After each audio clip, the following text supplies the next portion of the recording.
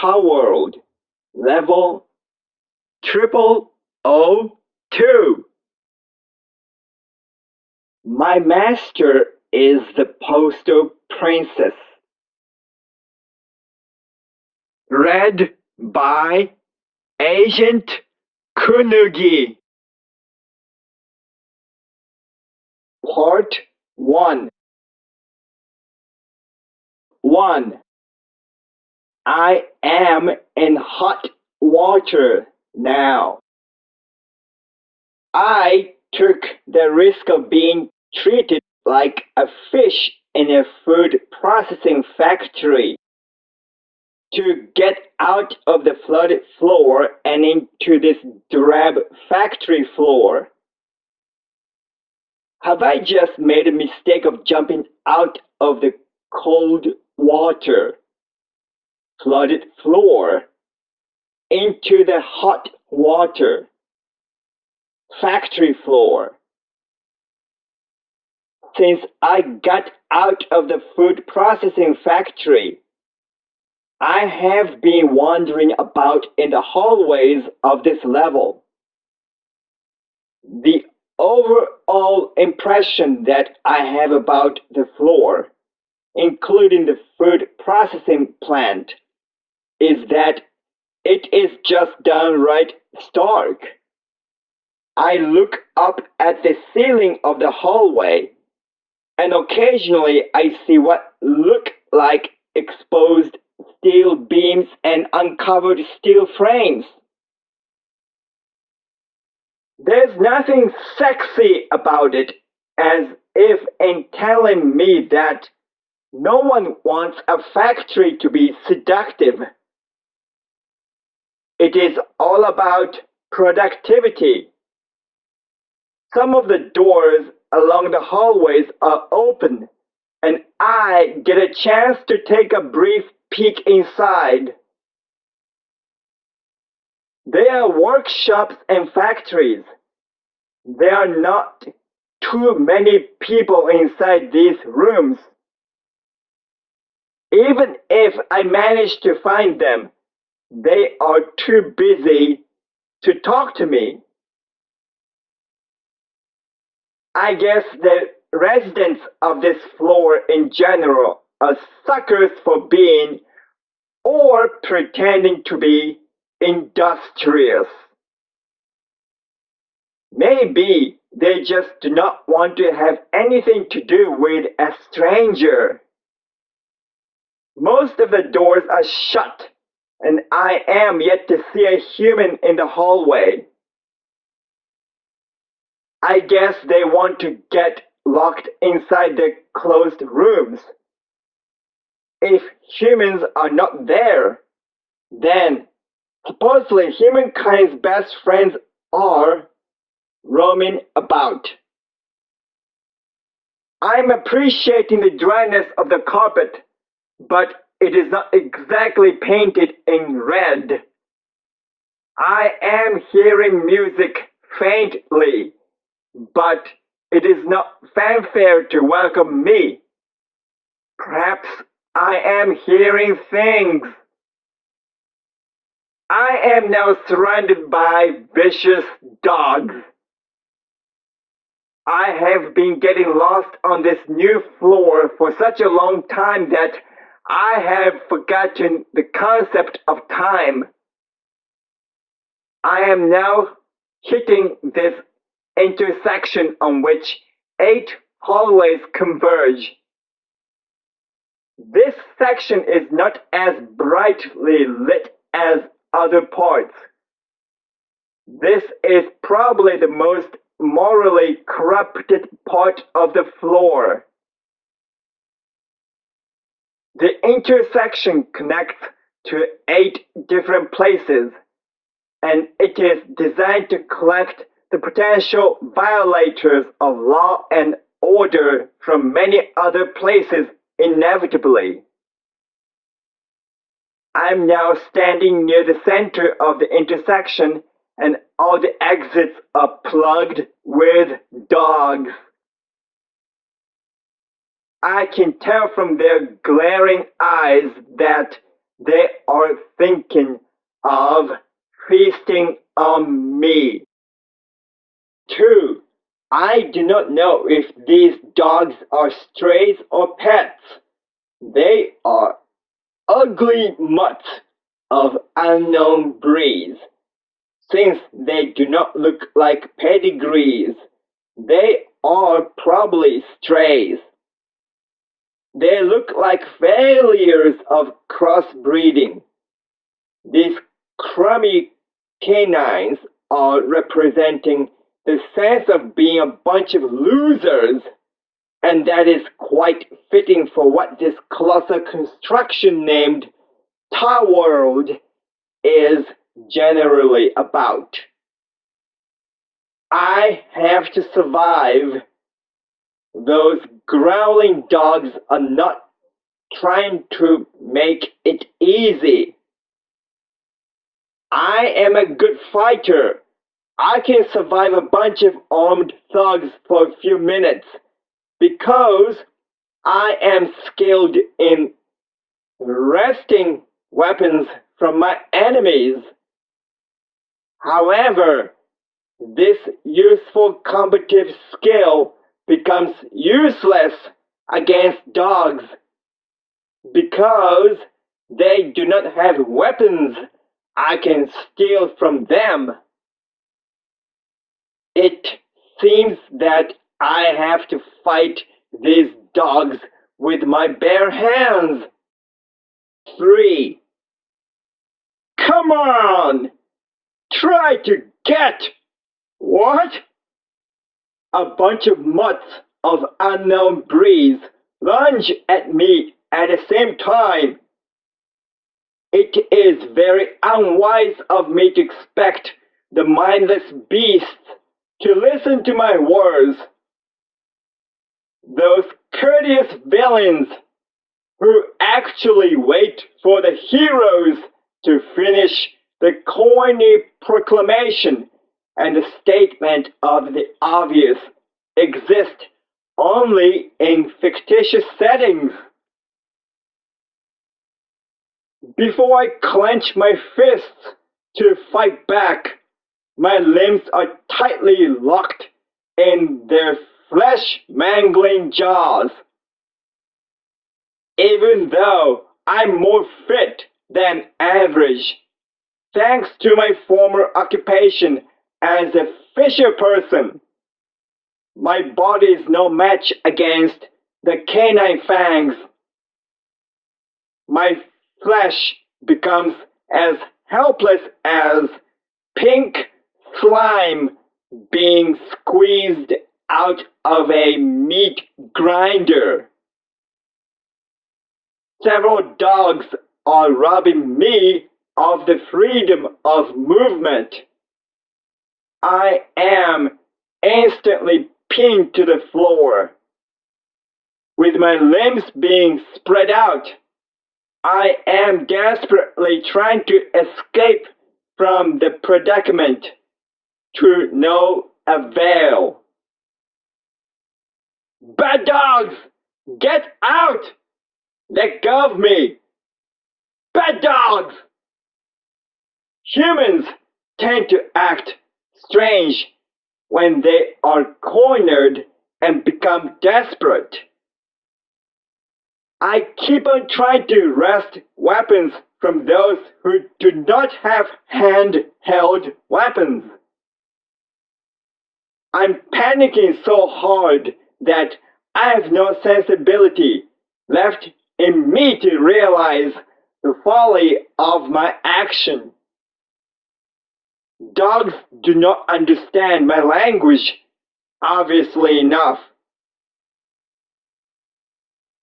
My grand journey into the unknown of Towerld has just barely started, and it may end at the center of a dark intersection rather unspectacularly. No one will remember an unknown hero wannabe ending up being dishes for months. It is not that being eaten by pedigrees would make me feel any better. This feast fest is just downright humiliating. It is like telling me that I do not deserve being pedigreed, and I am only good enough to be dog food of musty mutts. I am better than dog food, aren't I? 4. Near the edge of my fading consciousness, I hear a whistle. Is that propagating from the river Styx? Is my audible range shifting near the moment of demise? The dogs are losing the viciousness as if they are straying from the berserk streak. The grips of their jaws are getting weaker. Okay, I am alive, and that is good news. I cannot just shake myself out of the dog pile and escape into the carpet pile. The fangs are still cleft deep into my flesh. Now, what do I do? As if in trying to answer my question, a voice echoes within the vicinity. I'm not using my mace spray. I can just use the dog whistle to keep the dogs at bay. What? It is a girl's voice. It sounds neither too urgent nor annoyingly high-pitched. It is so unexpected in this ragged environment that my brain has failed to register the voice for a few seconds. What have been mean dogs are now yelping like beaten puppies, and they are letting go of the jaw grips on me. The dogs are now trying to stay away from me. What is happening to these poor mutts? As I shake off the dogs and the shock of the event, and raise my knee and my upper body while still sitting down on the floor, I observe the intervener. 5. It is natural for me to expect my lifesaver to be a sturdy-looking, dependable kind of guy. What I am seeing in front of me, trying to sit upright despite the pain, is the opposite of my expectation. I see a male person.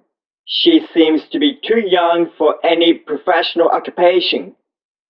Perhaps this carpeted floor applies different rules and laws from those on other levels. She's wearing a brown uniform with many pockets.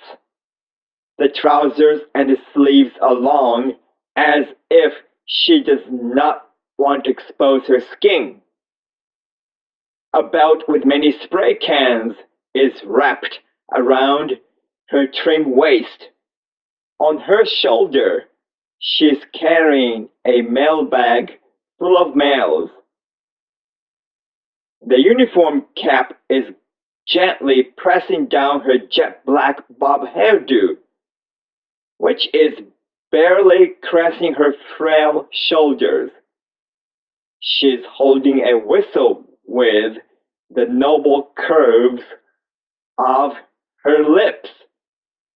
That is probably where the whistling sound has been coming from. The surface area of her face is small, and that makes her eyes look big in comparison. In fact, she looks too cute to be a male person. After being bitten by dogs, I am convinced that she is definitely no dog. I'm somewhat forced into watching in awe this young lady in motion. She moves around like a nimble squirrel that jumps from tree to tree. The whistle is so silent that I do not hear anything. She must have switched to a dog whistle that is designed for emitting ultrasonic sound inaudible to humans. It is surely contributing to silencing the dogs. The loud alarm whistle that I heard probably contains the frequency range that affects the mood of the dogs as well. Dogs are vicious no more. They get their tails curled between their legs, literally. They are dispersing from this intersection to all 8 hallways, diverging from the girl and me. I'm so stunned by the sudden turn of events that I'm forgetting to make the proper move. Probably I'm looking downright dumbstruck. 6. This male girl, or whatever she is, has just rendered the bad dogs silent and harmless. Now they're all gone. She looks around to make sure that we are all safe now. The girl is now standing in front of me. She plants her hands on her knees and bends over to look into my awestruck face. The way she blinks her round eyes on her small face reminds me of small animals, such as squirrels. I think she should realize that her face is getting too close to mine. She thinks I'm harmless, eh? She then speaks to me. I heard dogs barking loudly from a distance and decided to check what is going on. It appears that you do not mind getting my assistance after having a fight. My dog whistle has just taught them that they cannot bite more than they can chew.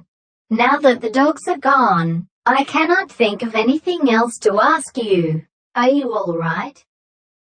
She's asking me a template question, despite her knowing that this gentleman, who has been mangled by mad dogs, cannot possibly be all right. She's into rhyming her sentences. To tell the truth, I'm not quite all right. What kind of answer is she expecting?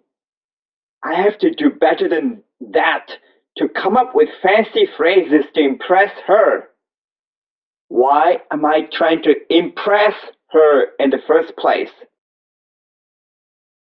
I have decided to show my appreciation before I forget to do so. At least I'm still alive, thanks to your divine intervention. Thank you very much. You are welcome, hot stuff.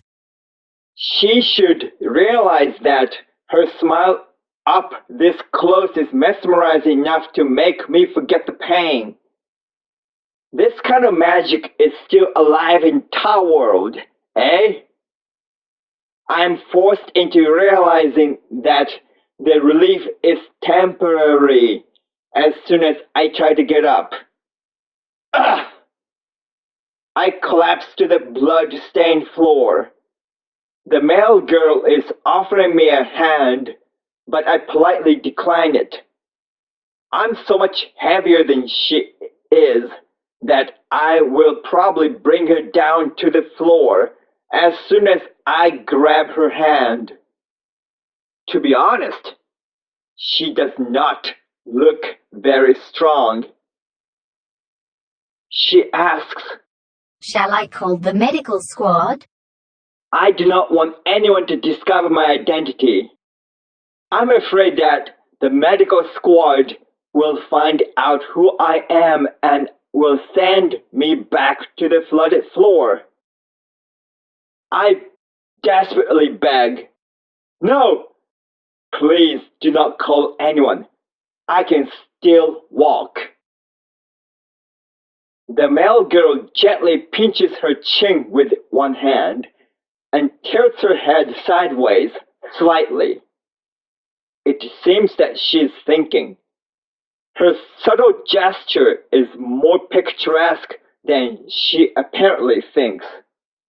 "Where is your home?" She asks. I am from the level below this factory level. I have made up my mind to be honest. Something in her round eyes is telling me that I can trust her. She's thinking again with a chin-pinching gesture. She speaks. "I do not know what is going on, even though I can somewhat guess what you are dealing with. Either way, it makes no difference. You are injured. You deserve being treated for the wounds. Why don't you come to my residential room? It is not that far away." Yeah, why not? I have no better choice than that. She smiles, while offering me her small hand. "Come and follow me." This squirrel incarnate seems to be a pleasant person to be with. I definitely prefer her to dogs. 7. As I manage to stand up, she holds my hand and starts leading me to one of the hallways, diverging from the dreaded 8-way intersection. Does she not realize that my hands are bloody? She's only as tall as my chest. I'm no small guy. A third person may observe us and conclude that we are a parent-child combination. That very thought makes me shudder with disgust. I prefer to imagine us being siblings to each other. Speaking of the apparent age gap between us, I wonder what her age is. I dare not ask her. She looks like a teenager, but she might be older than her appearance suggests. I am assuming for now that she is old enough to become a male person. I hope this factory level does not advocate child slavery. While walking toward her room, wherever it is, she introduces herself to me. "My name is Wendy at Ria Never Ritterp. You can simply call me Wendy. Yours?" My ID code is Hector 1304. "The level legend about the dwellers below having no last name is true, eh? It seems that you have many stories to tell me. Do not worry, I will listen to your tale. Your course is not what you want to derail. Okay. I am too busy battling the pain all over my body. It seems that you are a quiet type, as much as your presence is quite unique. I guess that the time is not quite ripe. I like a journeyman with more tales to tell than words to speak. Yeah, whatever.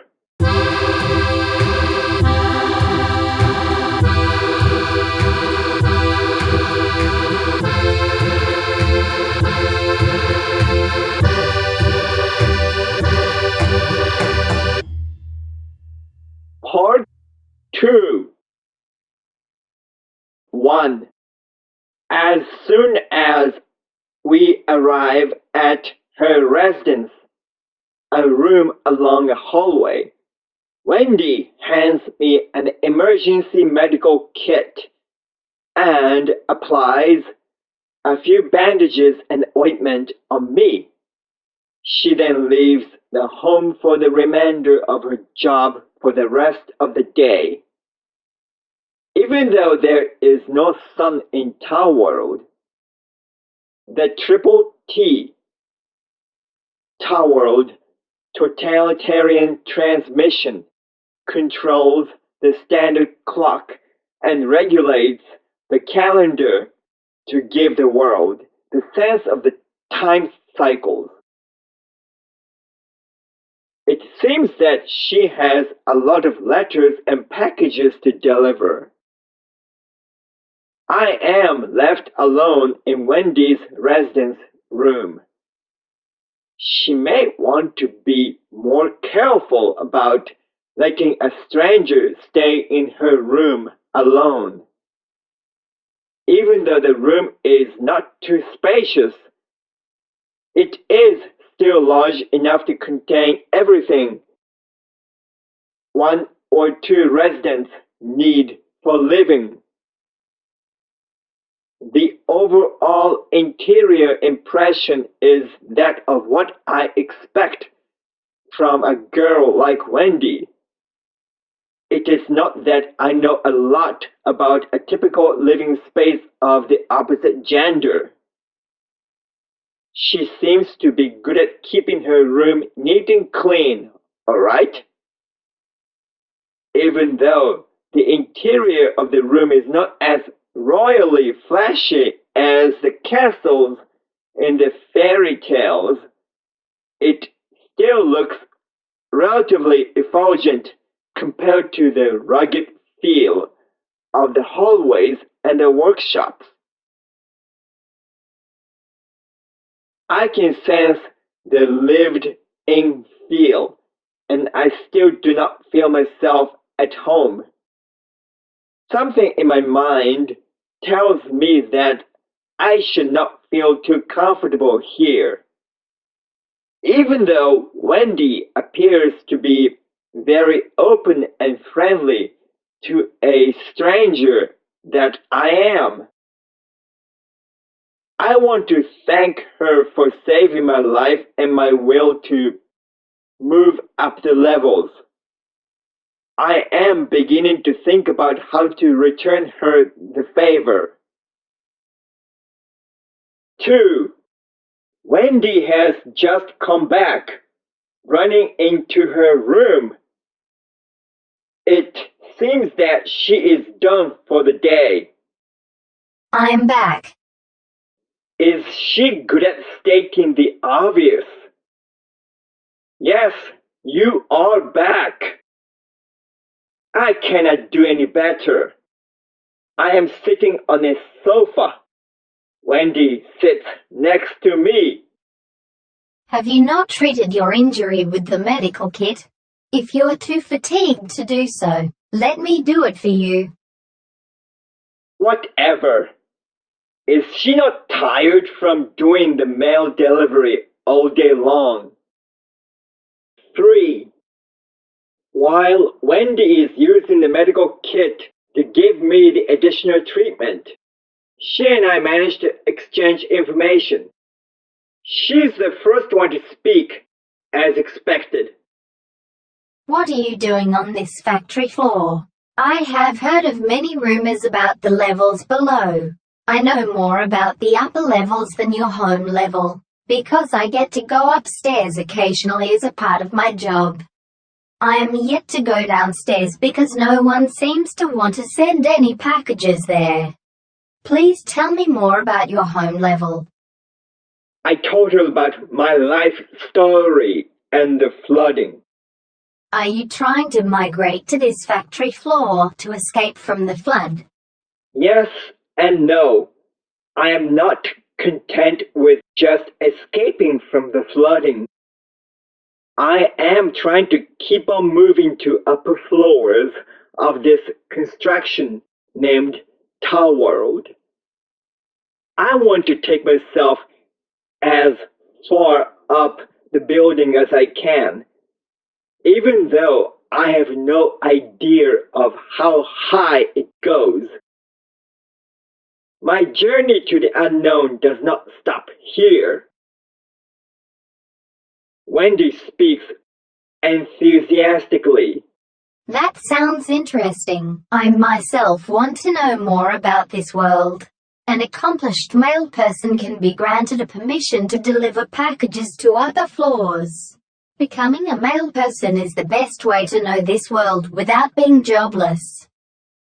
Yeah, it gives you the bigger range of activities than being a fisher person does. She sniggers. You want to be something better than a big fish in a small pond floor to open the destiny door. Do you think I'm fishy because of my previous occupation? She starts sniffing me.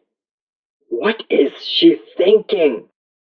You smell far better than a rotten fish, to the level that I do not mind turning you into a soap dish.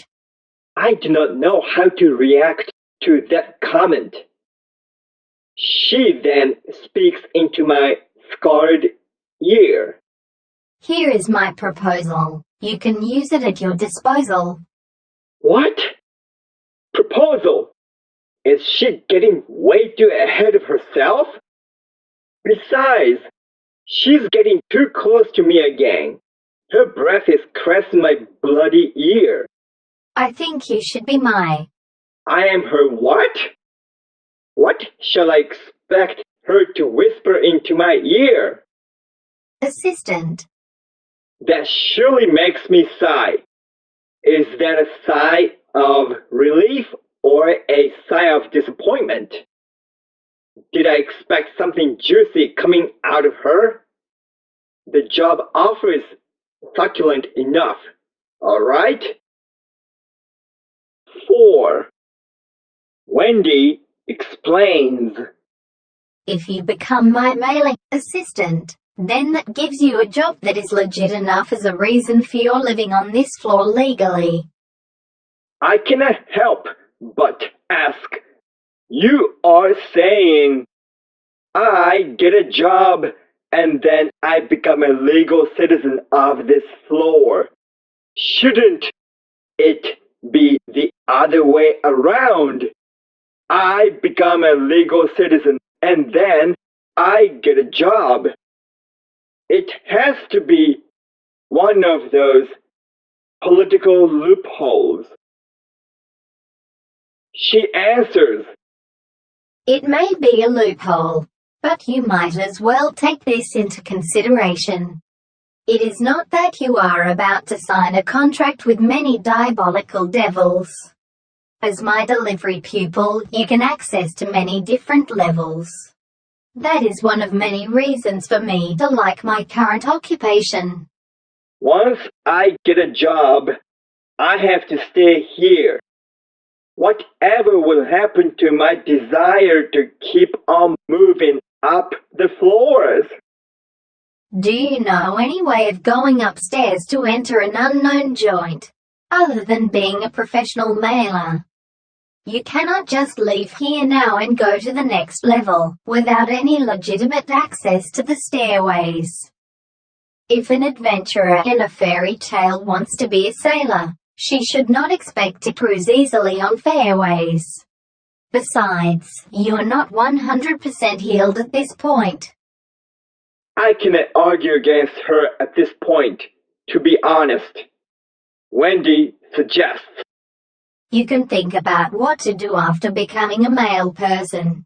For now, I think you may want to become my assistant to continue the road to the upper floors.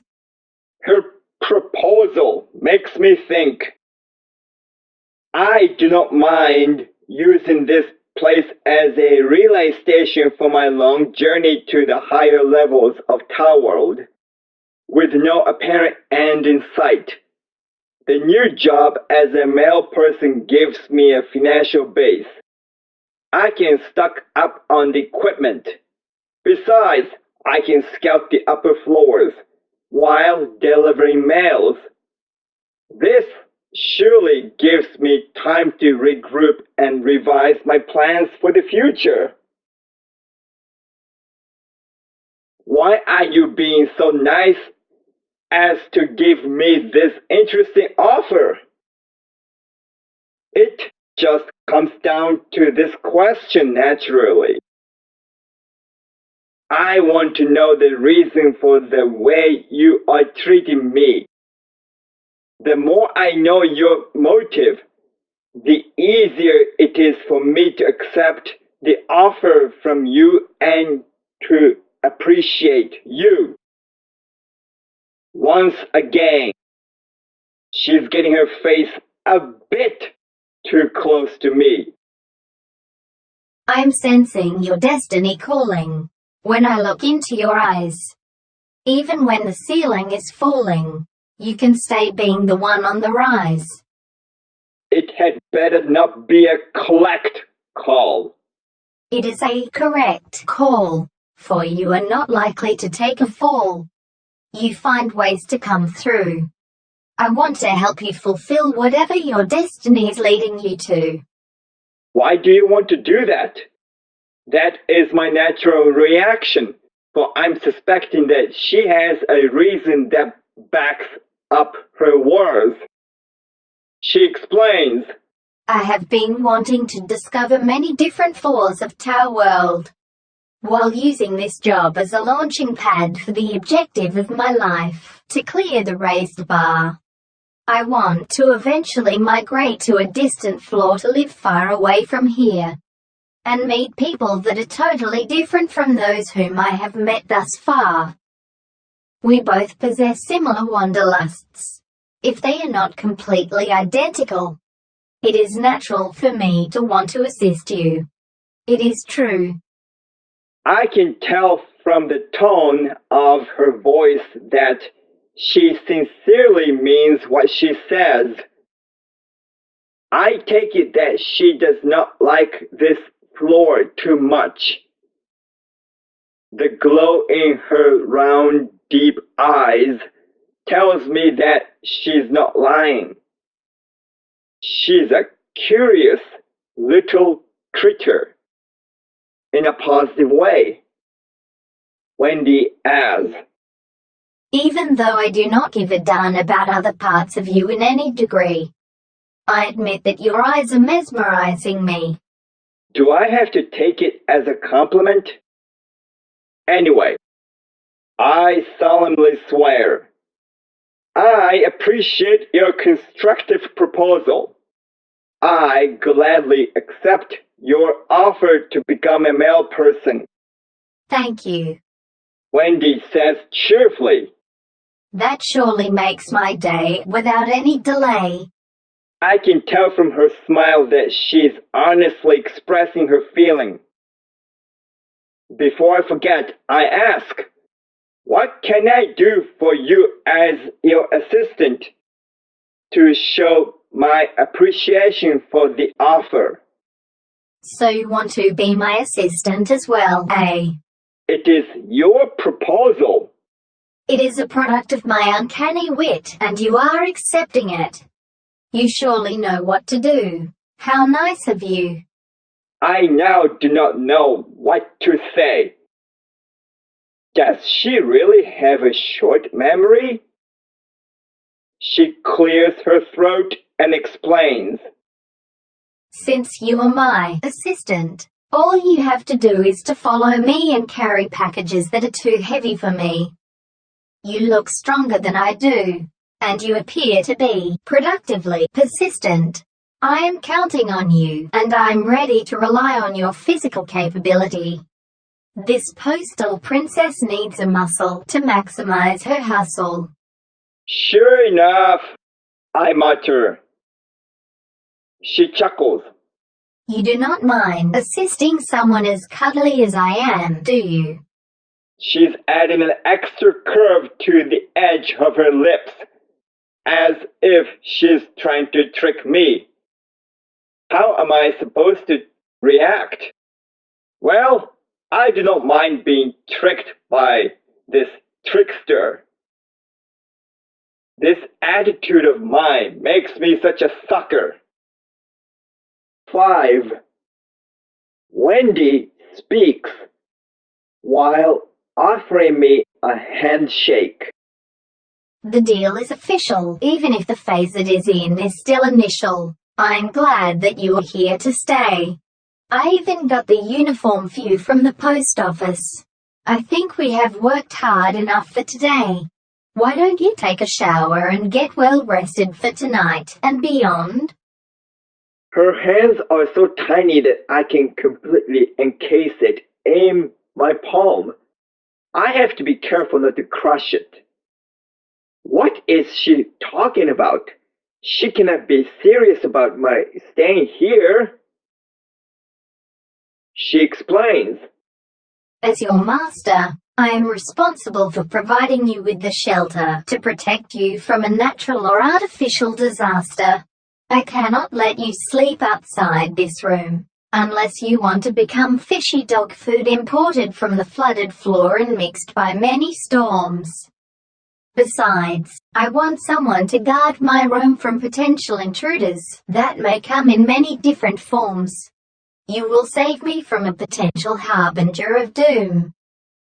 I am your guard dog as well, eh? I quip. I would like to feed a dog that is capable of representing the workforce. Of course, I treat you with respect, even though that may not be what you expect. Yeah, sure. Do you want me to think of you as a hot dog? She chuckles. I might as well upgrade you to a hot stuff. So much for treating this guard dog with respect. I do not even understand what she means. I would much rather be a cold cut, whatever that means. You are surely a cold cut above the rest. That is why I think you are fit for the self-imposed quest. If I am better than those vicious mutts by just a thin slice of ham, then it does not say too much. I have just decided to test her faith in me. This guard dog may bite the hand of the master. If you can entertain me by being a clown, then I can play my dog whistles to calm you down. Who do you think I am?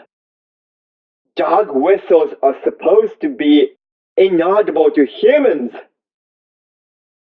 She answers rather casually. You are my disciple/dog. Yeah, that is simple enough. She adds. If your heart is craving for the moment of stability, I will blow the dog whistle to share with you the quiet time of tranquility. Whatever.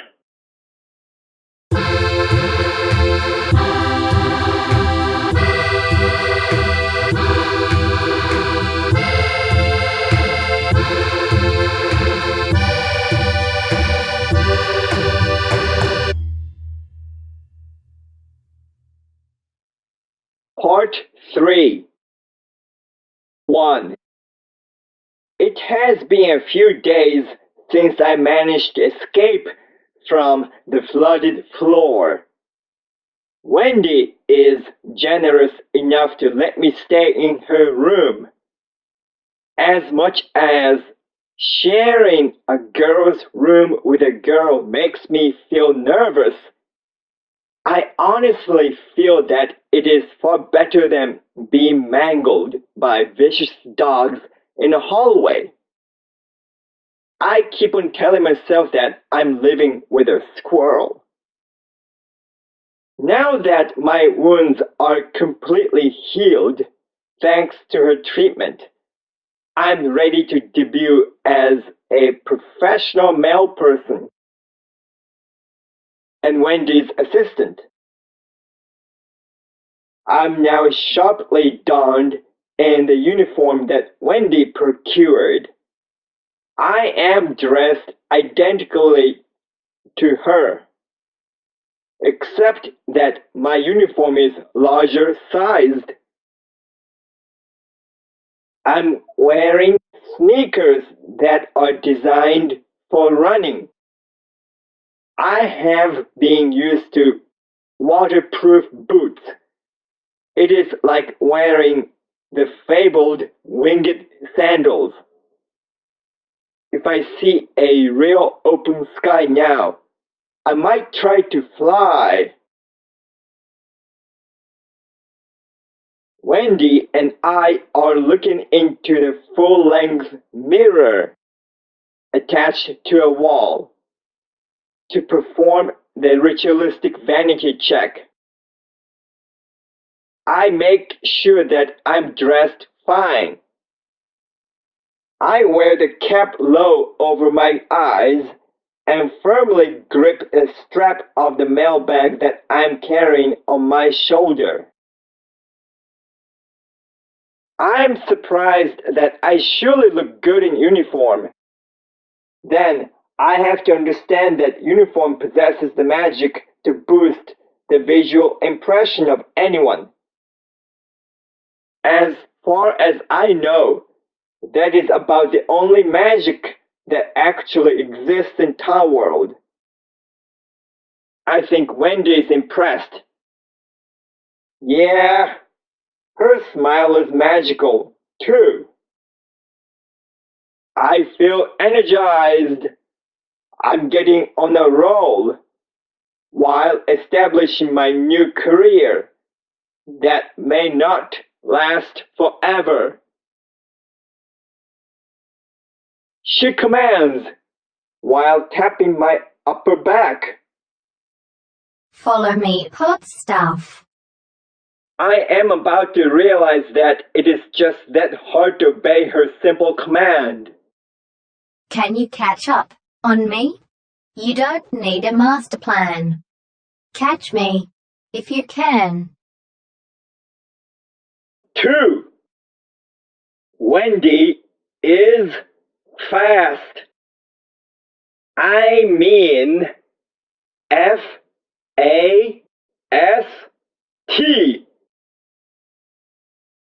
As she sprints, I try to follow her. I can only try.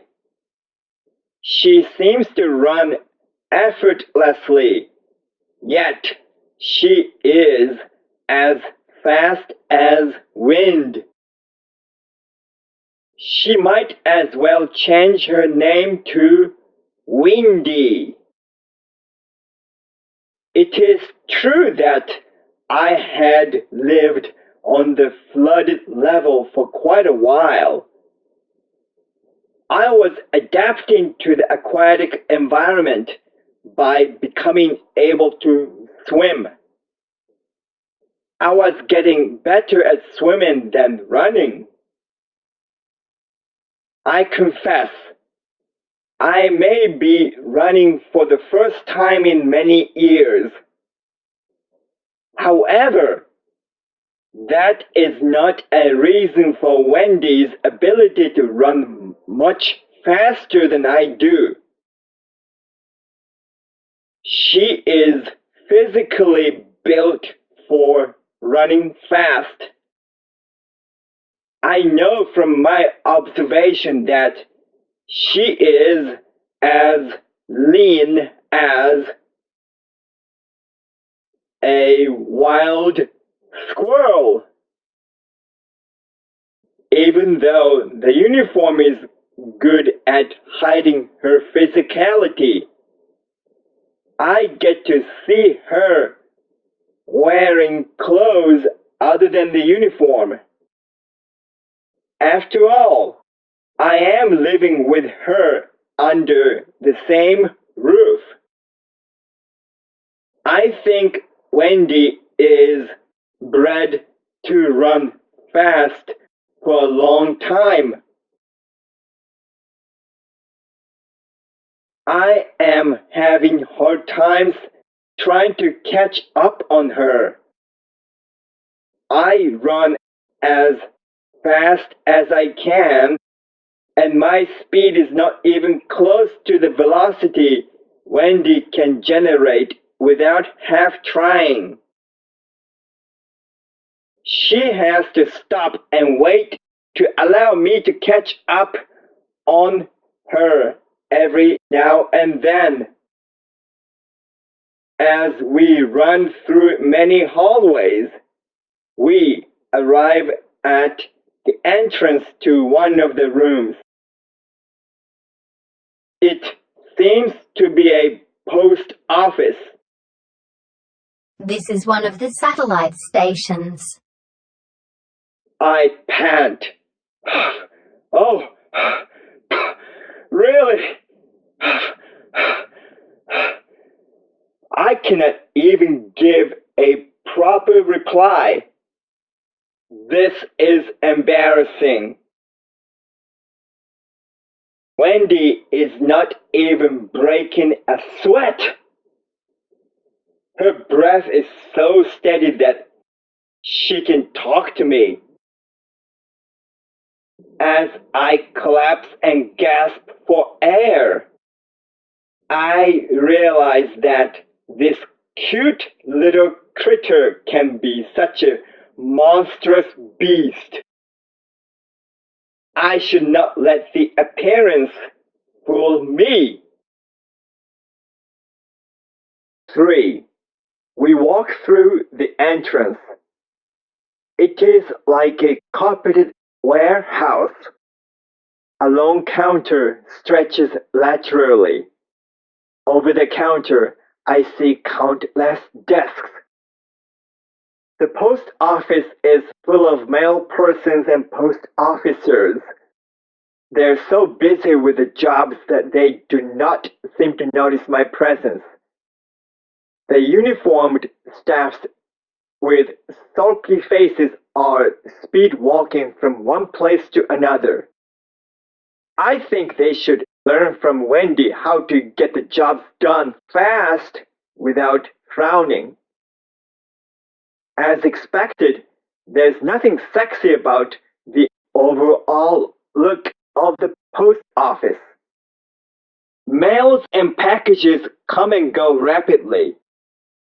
Even though it has the potential to be messy, the overall interior of the office is neatly organized somewhat. It is clean enough for the practical purposes, I guess. The post office is a microcosm of what Towerld is about. It is just not perfect. Why are there so many mail persons on this floor? As much as the Triple T can control so many different aspects of our lives, it does not magically deliver physical objects from one place to another by itself. For example, it cannot convert tangible materials into data, transfer the data to different places, and rematerialize the objects from the transmitted data. Towerld still has to rely on the primitive method of mail delivery. For now, I'm content with relatively meager magic, such as uniforms and big smiles. 4. Wendy and I are behind the counter, operating the information terminal. We are accessing to my Triple T database to see what my current data status is. I do not have an ID card, but the biometric scanner takes care of the business by scanning various parts of my body. Let me see. Wendy says, Hector 1304. Here it is. on the flat panel, I see my name and my data. It is somewhat expected, yet I'm still surprised. Hector, I thought you were a hot dog. It says you are a fish sausage. That does not sound too hot whether you like it or not. That is strange. The biometric scanner did not issue an error. The Triple T is just that much imperfect, eh? I know. I sigh. It is just not cool enough either. What is done. You can still get the male person's license. Since I'm appointing you to be my dependable disciple number 1. Wendy says so to encourage me. You still get to keep your ID code and your name. They will stay the same. Let me add the new occupation as the male person to your account information, and get you a new tag to confirm your registration. A dog tag? An ID tag. She confirms. A tag on a package, eh? I shrug. She taps my shoulder. You have the potential to be my total package. This is too easy to be true. I am an alien from a different level. How can I become an official citizen of the floor just by having a job that a mere girl is introducing to me? I ask. The terminal is connected to the almighty Triple T, right? That is correct. What else do you expect? I should have known. The Triple T is just that much imperfect. Probably it does not give a darn about the one named Hector 1304, moving from the flooded floor to the dry factory floor above. Probably, by the similar logic, I do not care about each of the biological cells in my body. Wendy hands me a small metallic tag attached to a sleek chain.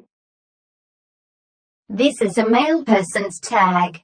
This is a proof that you are a certified professional male person. When you access to various facilities, all you have to do is to show your tag. It is quicker than entering your ID code and the password. It is like a necklace. I put the chain around my neck and then place the tag on my chest. So, I'm officially a professional male person, eh? Is there any initiation that I have to perform? I ask her. Now Wendy's getting her face too close to me again. What is next? Just follow my dancing jet black hair and gasp for air. I sigh. You know how to play rough, thinking that I'm just that tough. I give you a permission to huff and puff hot stuff. You can never thank me enough. She surely knows how to jest. I can just hope for the best.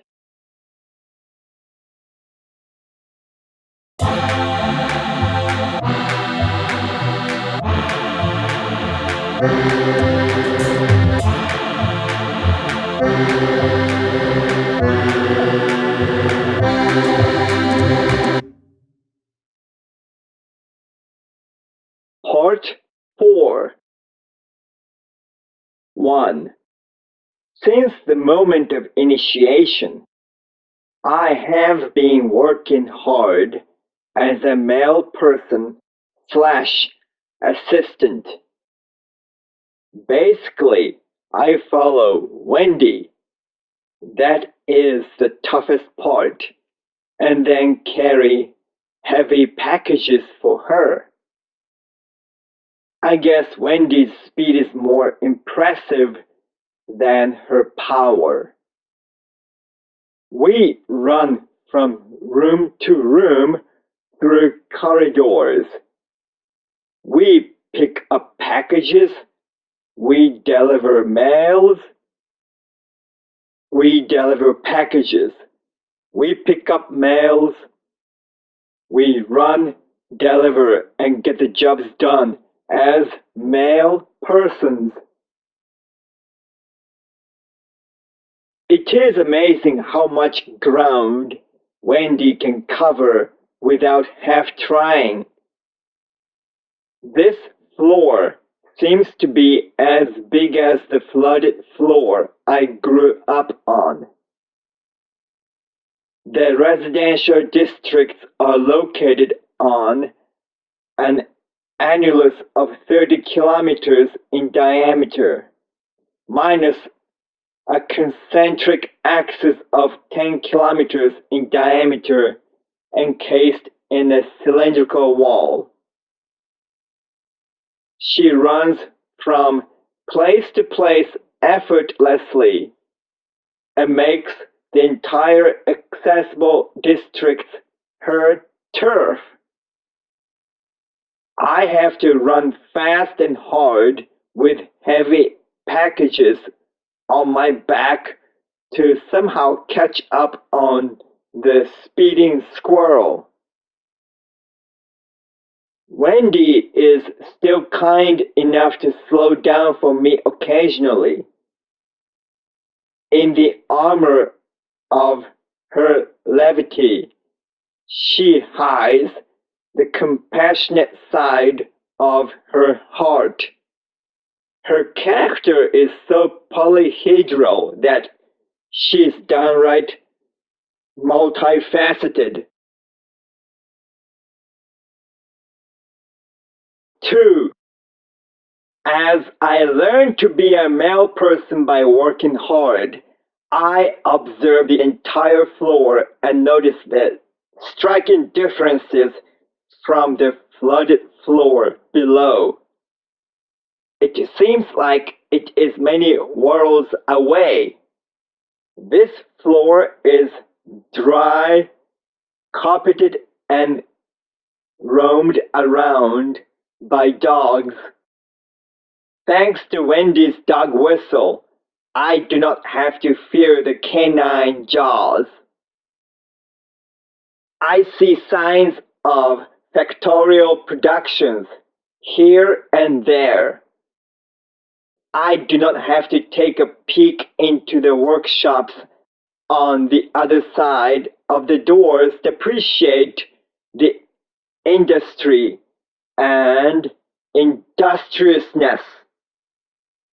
I occasionally see stains, probably machine oil, on the walls and ceilings.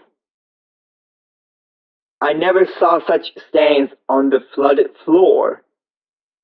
I also noticed there are wooden crates and cardboard boxes piled up around the corners of some of the hallways. I guess that the residents of the industrial floors are not too much of suckers for scenery. Floorscape? If that is the case, why would they bother covering the floor with a carpet? They're probably trying their best to somehow make it more human-friendly. There is a feature that makes this floor as strikingly different from the flooded floor as it is now.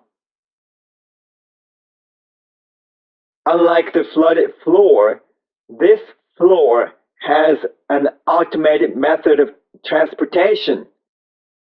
Most mail persons rely on the modern amenities.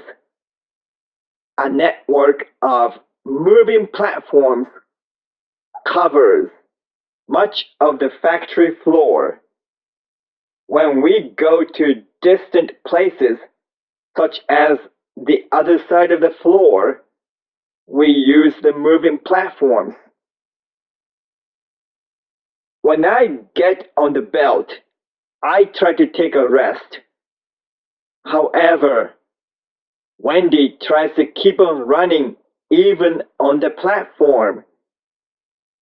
She does not let me rest so easily.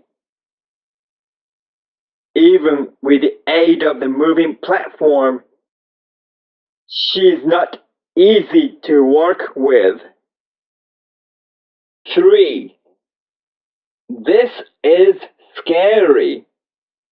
I am getting used to this new occupation as a mail person. Even though Wendy is far faster than I can ever become, I am getting better at running on the dry surface. This is remarkable, especially considering that I had been getting too used to swimming in the aquatic environment. Even she admits that I am adapting to the new environment rather smoothly.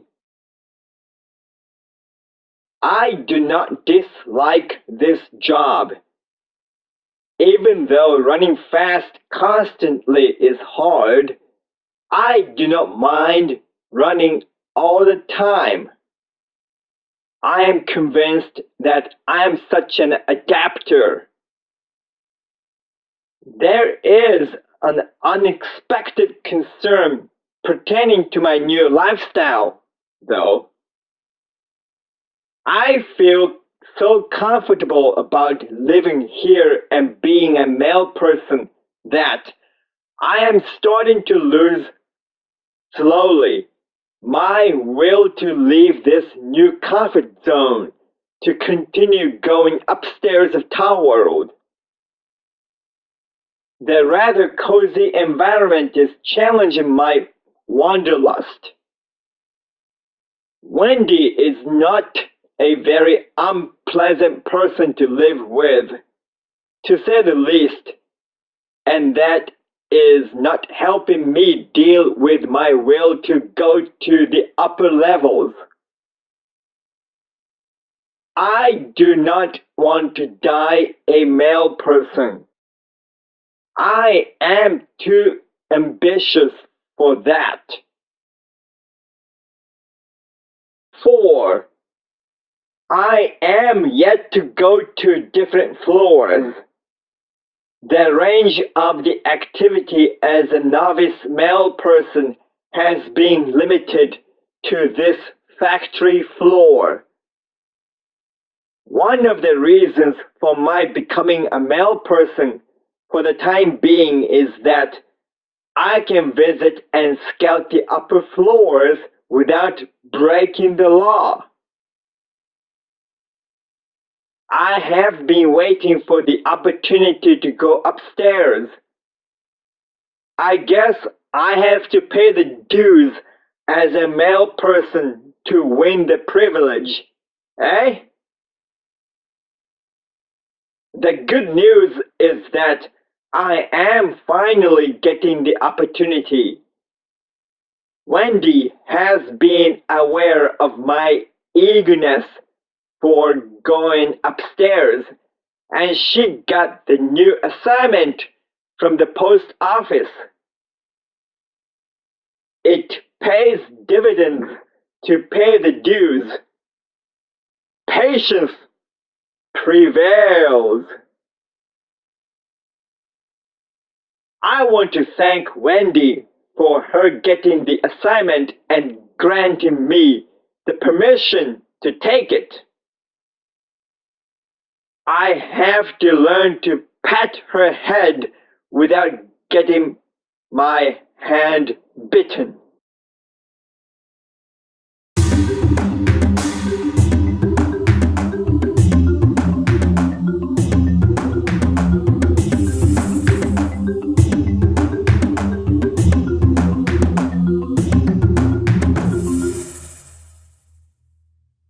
Part 5.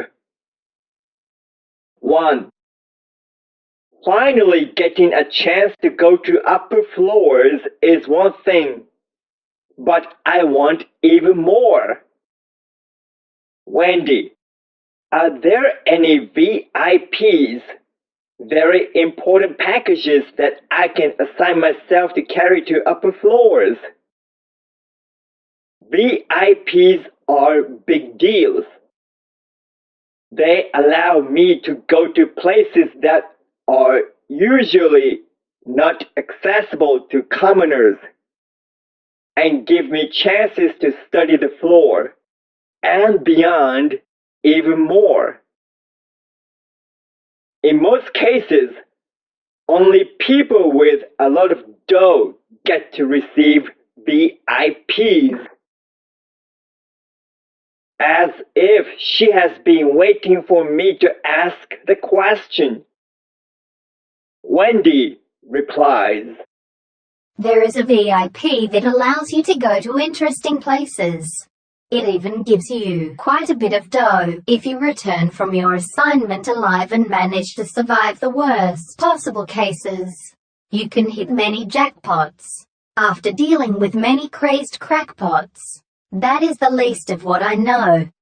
I take it that it is about taking the risk.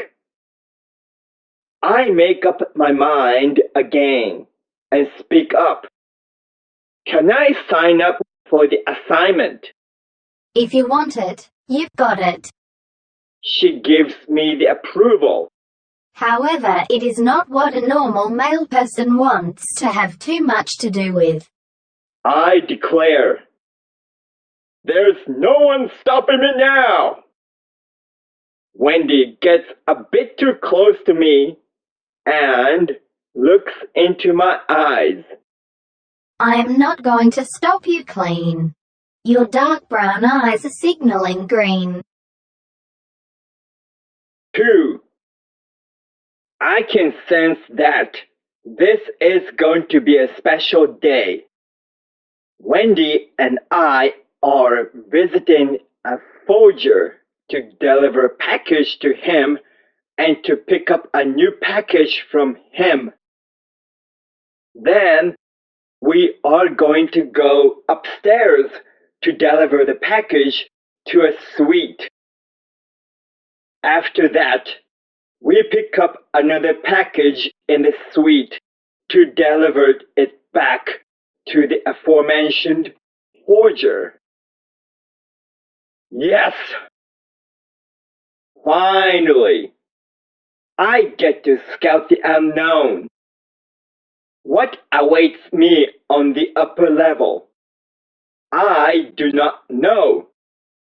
I will find out. Sooner or later. Wendy has told me plenty of things about the errand assignment between the forger and the suite upstairs. The forger is mentally unstable sometimes, and the suite owner upstairs is an oddball seemingly hiding behind a class barrier. Those who work in the suite are not easy to befriend. Even though I consider myself to be someone that is not easy to offend, they still give me hard times. Some of them are so sexist that I want them to just stop dead. Even though I like my job as a package carrier, going to the estate turns my feet into lead. This sounds like a serious business on the darker side of the floor community.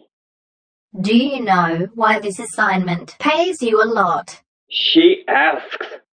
Why is it that no one still wants to have too much to do with the delivery to the big shot?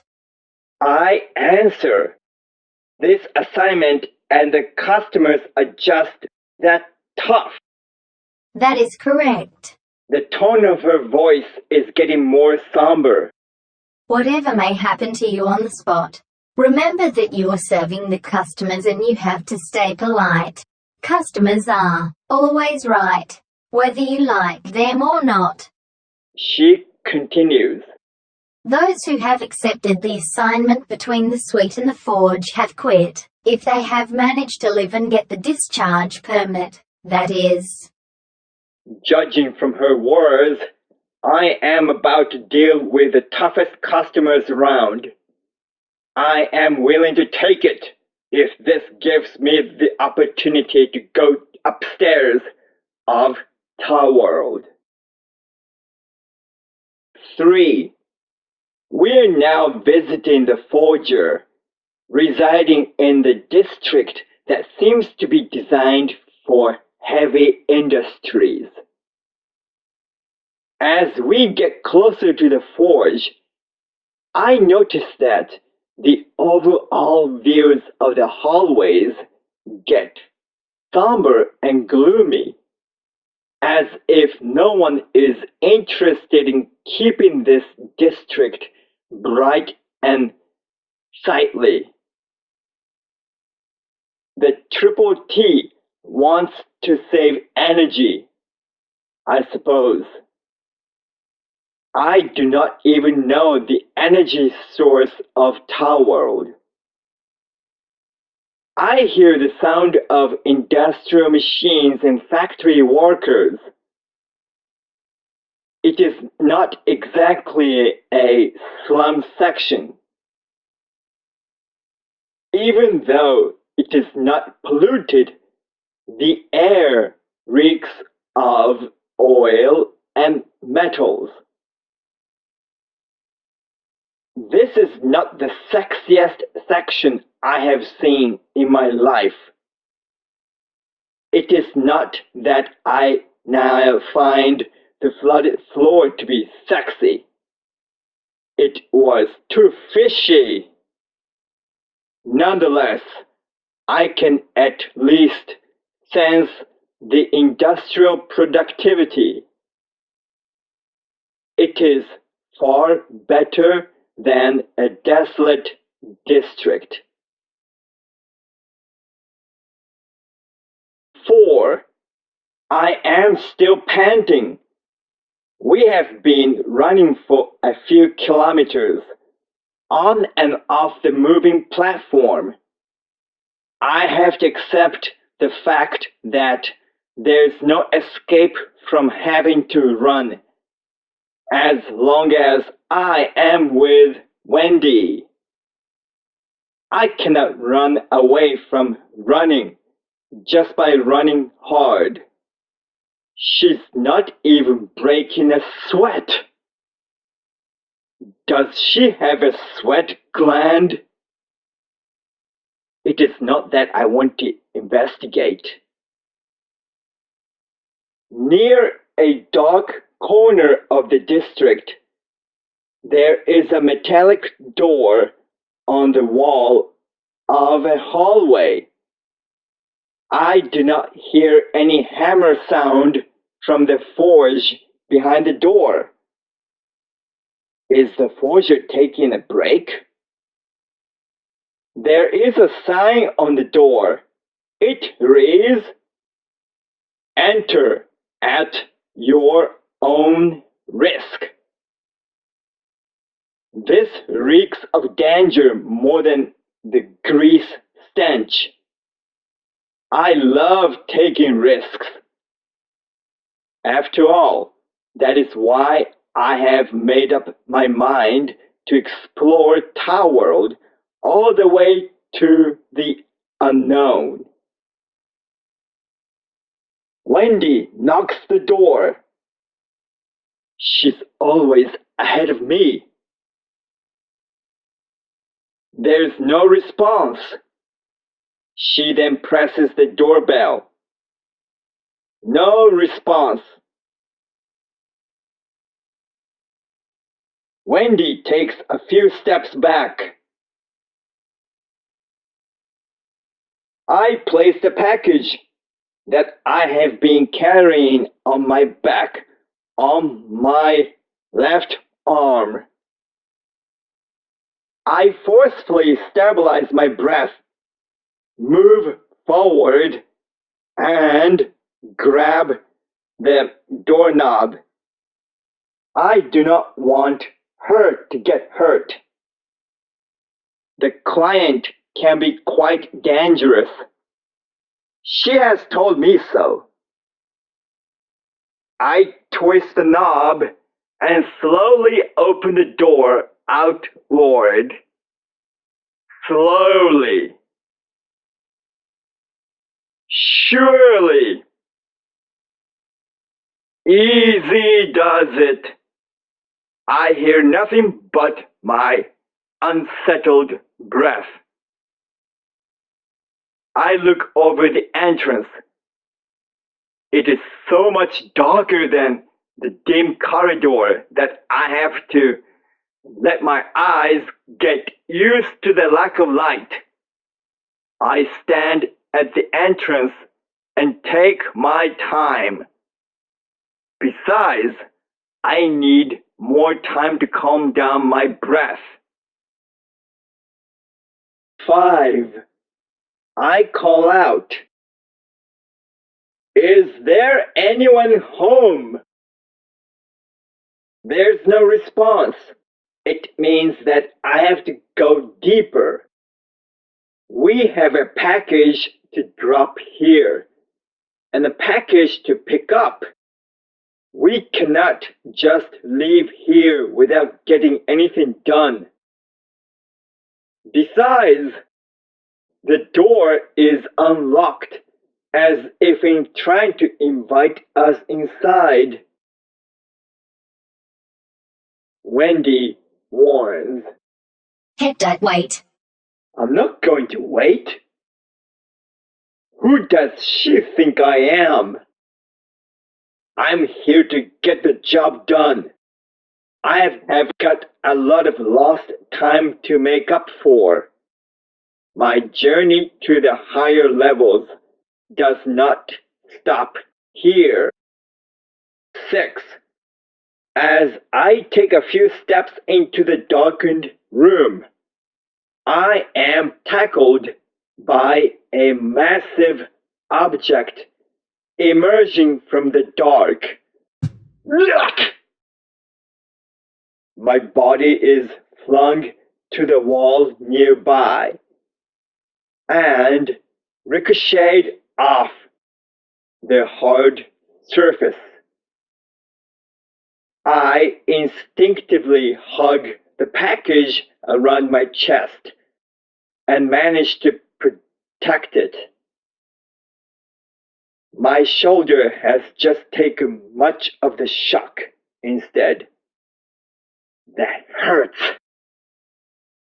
I plant my feet firmly on the floor to prevent from falling down. Wendy has been warning me of this. Now I know that I should have heeded her words. Too late. I see a pair of blazing objects in the dark. They are eyes. Only the possessor of the psychotic mind can generate that type of glare.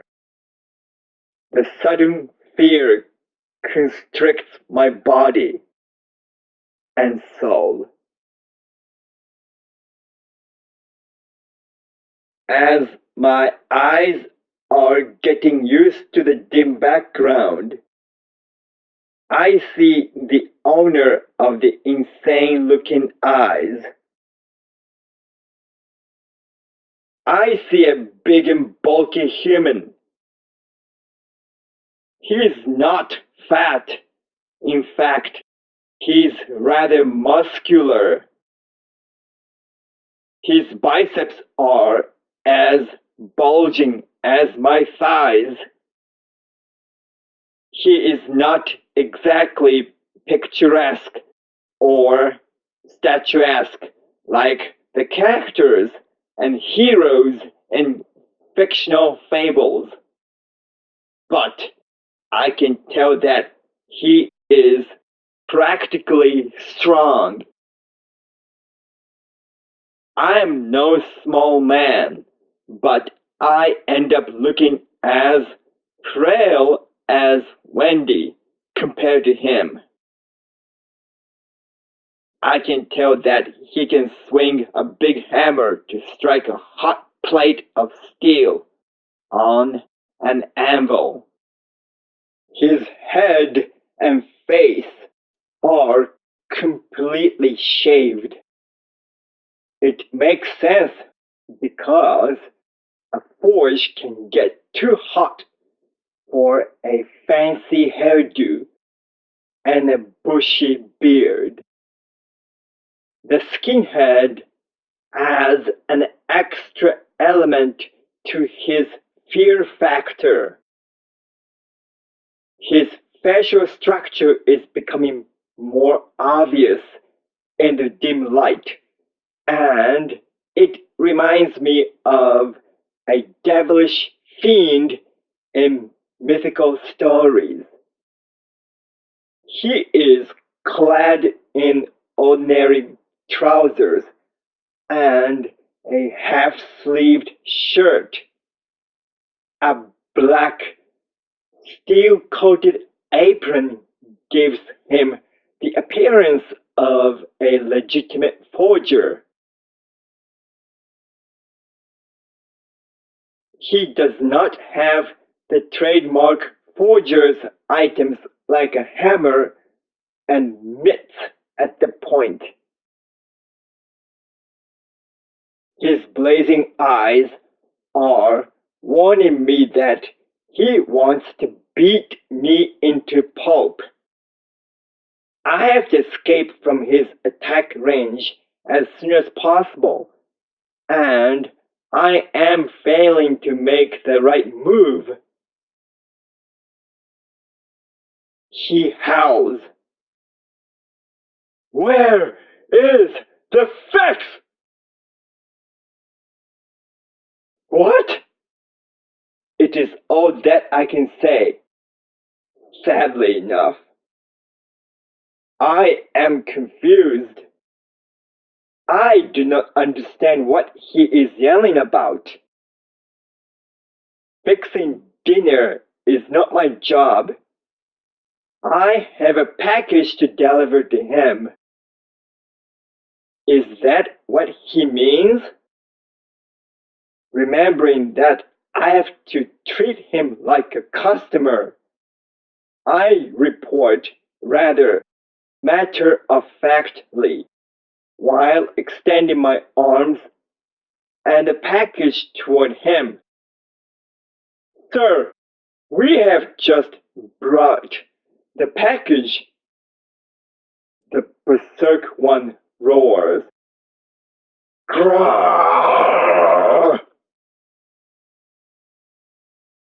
He's not acting like a human being. In fact, I think I see a ferocious beast in his glaring eyes. This beast incarnate is lunging at me, and I'm just standing there, stunned. I'm so perplexed and intimidated that I do not know what to do. He jumps on me. I fall down on my back. I let go of the package. Near the corner of my sight, I see Wendy catching the package. What a fine catch! Before I manage to get up, he is mounting on my torso. I am pinned down.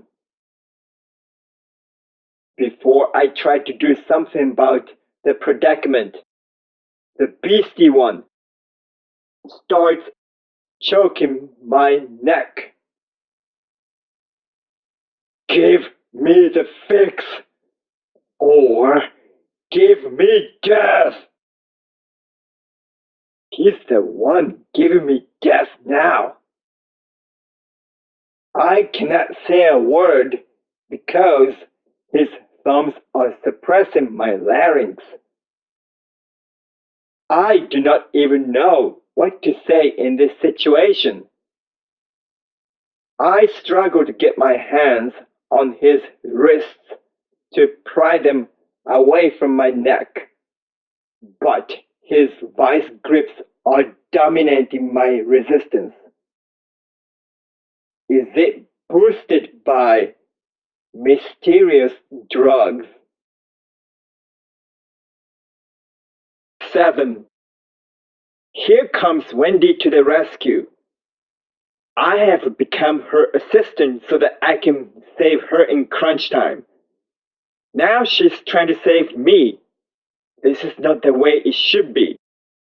Let go of him. When the situation is tight, the customers are not so right. Before she finishes her words of warning, she stands in front of the ferocious one and right above my face, and starts delivering jabs with both of her fists. If you are not waving a white flag, I am demoting you to the rank of punching bag. I think she's trying to distract the strangulator by landing her little fists on his face. I like the intention, but it is not working. The fingers of the berserker are cleaving deeper into my neck. This grip is so strong that it can snap my neck at any moment. Wendy can punch fast.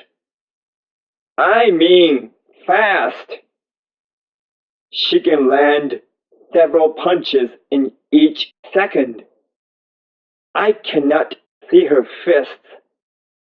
Speed and endurance of her punching and her running are far more than merely impressive.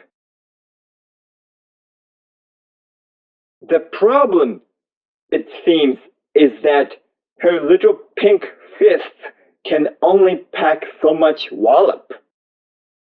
Her jabs are top class in terms of speed, but I suspect that her hooks and uppercuts are as deadly as cotton candies.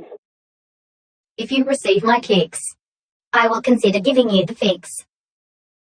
Wendy gives up on punching and starts kicking his temples with both of her feet. Her kicks are deadlier than her fists. It does not say too much. Her kicks share the same problem with her punches. They pack the velocity, but lack the ferocity. She is delivering roundhouse kicks from her left and right legs alternatingly. Not too many martial artists possess such attack symmetry, which Wendy is showing a plenty of. 8. I am fainting. I cannot think. My brain needs more oxygen, and this strangler is not letting me take it. Wendy is trying to get the berserker's attention, but to no avail. He's too impervious to pain, and he is too crazed to divert his focus from me. I am losing consciousness. Wendy is giving up on kicking. Now she is pulling out a spray can from her utility belt. Is it not too late? Is it better late than never? Is this where my glorious adventure to the unknown floors ends. I do not want to die in a dark forge.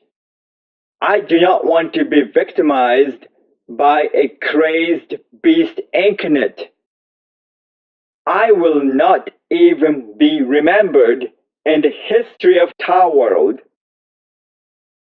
Goodbye, world. Goodbye, Towerld. It has been nice knowing you, Wendy. I just want to tell you something that I do not even remember.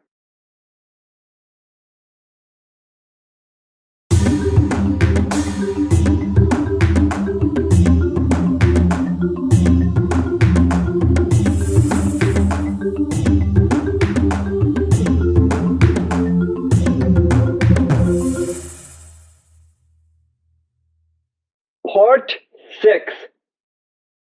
1.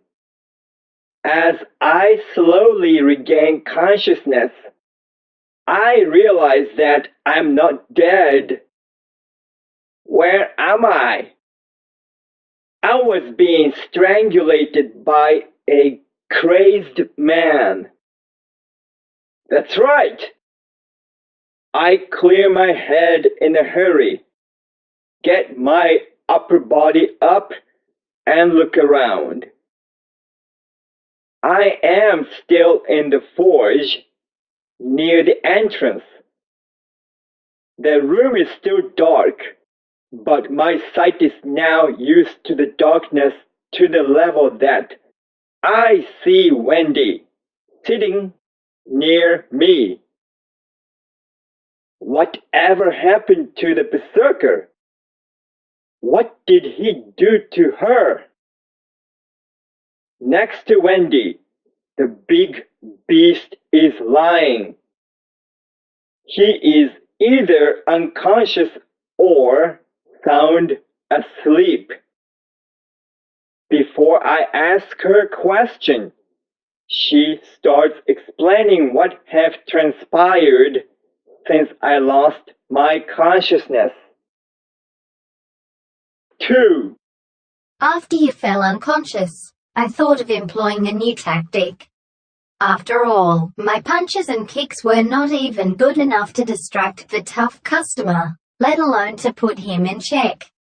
So I decided to use the sleep-inducing spray can, and sprayed the solution into his eyes. He was so drugged that it did not affect him instantly. He was not letting go of you immediately.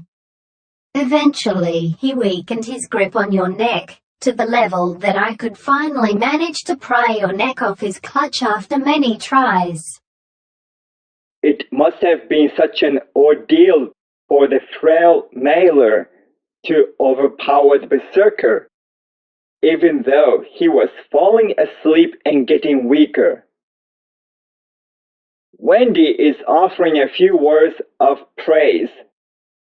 You were good at holding your breath for a long time. No wonder you have such a big chest. I am impressed.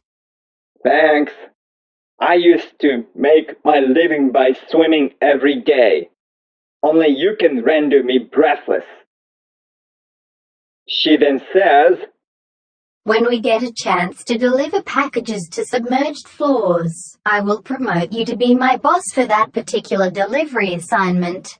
That will add an interesting element to our political alignment. Yeah, sure thing. I reply rather uninterestedly. Then Wendy is back to her reporting. The berserker became too groggy to inflict any damage upon me and you. He was still craving for getting that fix. He was still mounting on you and was as dangerous as a powder keg ready to explode. I realized that we brought a package of drugs addressed to him. Even though it is against the male person's code, I opened the package, pulled out a drug-filled injector from the package, and used the injector on him. The drug eventually calmed him down, and the sleep-inducing gas from my spray can put him to sleep. Thanks to the drug, he will wake up a sober person, at least for the time being. You can expect him to give you a friendly hug. She's done with her explanation. In short, she somehow managed to save my life and to tame the beast. I did not contribute to the victory, except that I functioned as a decoy. She seems to be noticing that I am somewhat silent. She taps my shoulder gently. The tactic worked thanks to you. You did a good job of protecting the package from external shocks in many occasions. The injector in the package was staying intact, protected by the buffer. You were surely the best disciple I have ever had in my life. There is no question about it. I do have a question, though. You're welcome, I reply. Then I ask, how many disciples have you had in your life? 1. I should have known. You were the one, matched by none. Yeah, sure. Anyway, I'm also discovering the hidden talent she possesses.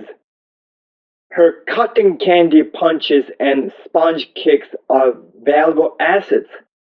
If making a feint is all she has to do, I admit that her skills, quickness, and speed in fighting are of expert caliber.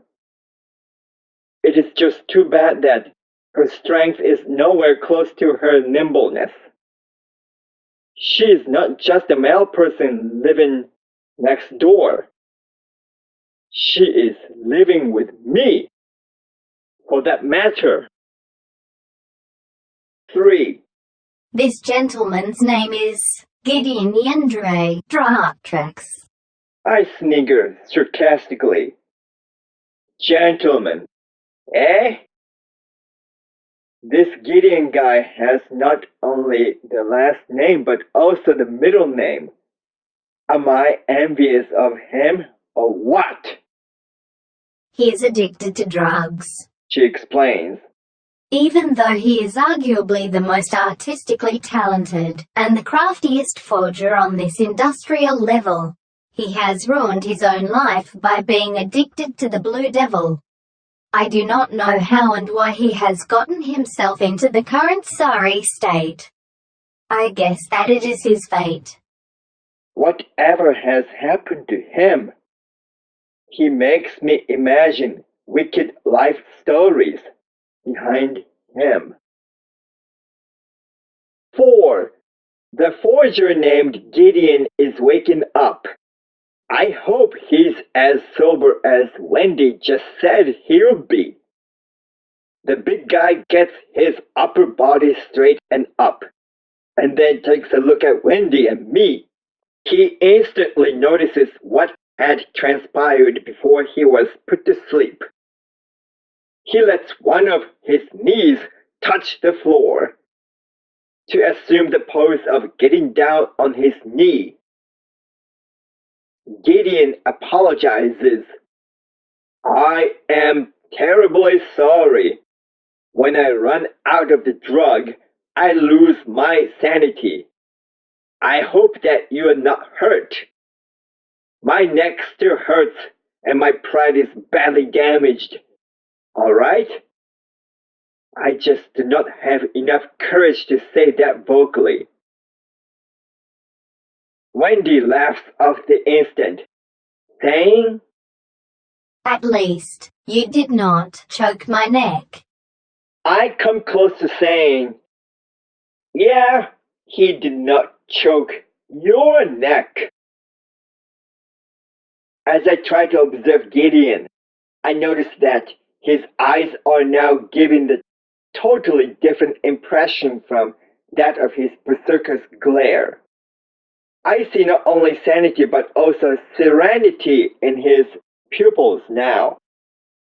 Even though the basic facial structure has not changed, the mean has lost its fiendish flair.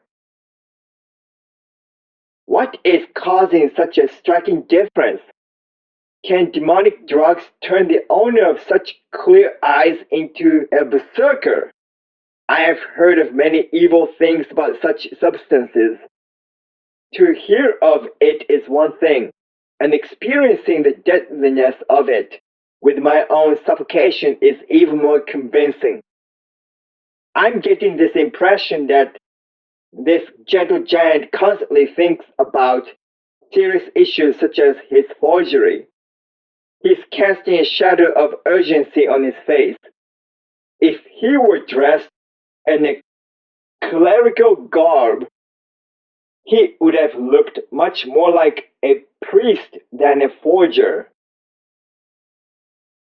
Wendy explains what has transpired near the entrance of the forge and convinces Gideon that they actually occurred. Then, Wendy introduces me to the forger. He seems to know Wendy, who has been involved with the assignment between the forge and the suite sporadically for quite a while. Gideon and I both stand up to shake each other's hands. He is clearly taller, bigger and bulkier than I am. Next to him, I just look like a young page. 5. Gideon says the package that we are supposed to deliver to the suite is in his gallery. By utilizing my incentive as a male person to be able to step into various living quarters, I want to see how artistic this drug addict can get and how the drug affects his talent. Gideon is leading us through a dark aisle.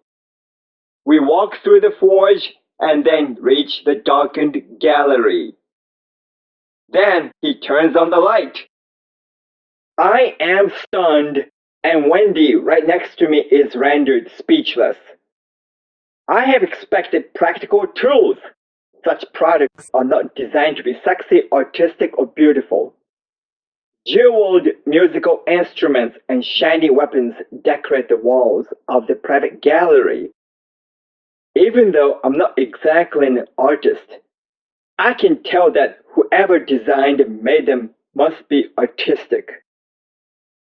I do not know if those instruments are functionally correct, but any musicians using those visually impressive instruments can make themselves look like history-making maestros. I cannot tell if those weapons are practically useful, but anyone wielding such weapons can surely look like world-saving heroes that appear in ancient legends. That reminds me of a proverb. Clothes make the person. I am forgetting that Wendy and I are supposed to be delivering packages. 6. Gideon hands me a briefcase. I do not know what is inside it. I want to know the contents, and I decide to ask him, what is inside the briefcase? They are my masterpieces that I have forged. The master of the suite orders me to create the masterpieces on a constant basis. As a reward, I get the credit in my Triple T account, the injector, and the drug. Gideon is looking confident and ashamed of himself at the same time.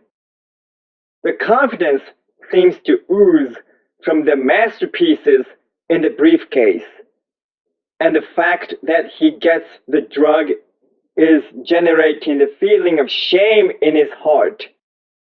The pride and shame add complex elements to his ever-grim facial expression. Wendy gets close to Gideon. She has to bend her neck backward to look into his face and the ceiling. It is like a little squirrel looking up to see a bear in the forest.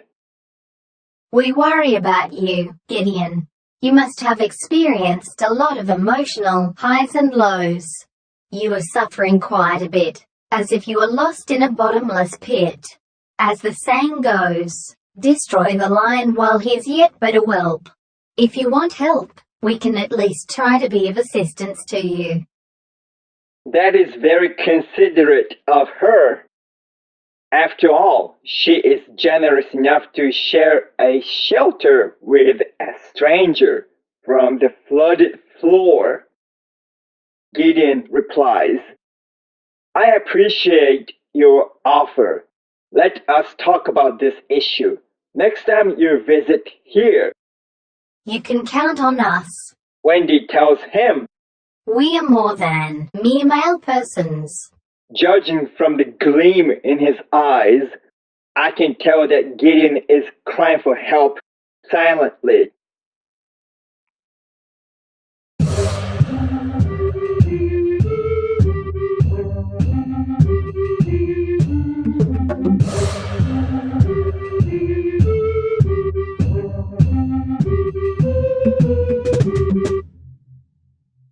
Part 7. 1. On the way to the suite on the upper floor, we are using the moving platform. The ride is for free. It is paid by the taxes deducted from the denizens' Triple T accounts. Even though I am yet to pay the tax with my renewed account, I might as well get the most out of the convenience of the public facilities. I will pay the tax later, I promise.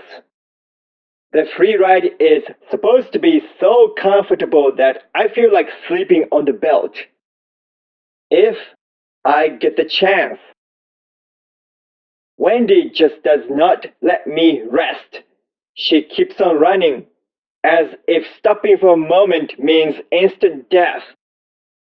As much as I like her, it is downright energy-consuming just to team up with her. Just when I think of begging her to take a break, she puts a stern look on her cute face. It instantly tells me that something is up. My motivation is not. She warns, Keep running, Hector. Somebody is chasing us. I look back. Surely enough, I see several people in black business suits and optical shades running toward us. It is a strange sight. Why would anyone wear sunglasses in a sunless indoor world? They are probably trying to blend into the public by looking like ordinary business people. But they are ending up looking weird by getting dressed uniformly and moving in a large group. Other passengers of the moving platform seem to want to have nothing to do with the weirdos, and they are making way for a mob of black suits. I would have appreciated the bystanders more if they blocked the chasers. I tried to say something to Wendy, but I am already too busy panting. I cannot say a word. She continues her words of caution, as if she knows what I want to know. They are not ordinary business people running to keep the score. I do not know whom they work for. They try to catch up on us, and they are outpacing themselves. Our main concerns are the ones in the front, who are trying to block our way to the stairway leading to the upper floor. They are out there to cause a fuss. even though they seem to be able to do nothing better than making the out-of-fashion shades fly off the store shelves. 2. Wendy alerts me. I think we're close to being surrounded. It does not mean that we're going to be grounded. I see there are a few ordinary-looking people trying to get close to us. They are blending into other passengers on the moving platform, but I notice that their eyes are locked on to Wendy and me. The mob of black suits behind us and the ones disguised as normal citizens are trying to sandwich us on the platform.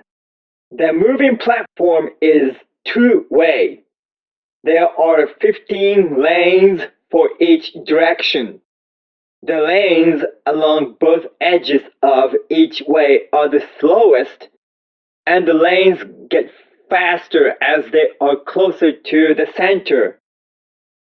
8th and the fastest lane. If each lane is painted with a bright color, then the moving platform will look like two rainbows moving in opposite directions to each other. Wendy gestures for me to get off the beltway. I obey her without hesitating. We switch from the fastest lane to the slower lanes, and then we step to the fixed floor to get off the moving platform. Moving platforms on this level do not have handrails or guard rails, so the users can just step out of the platform anytime they want.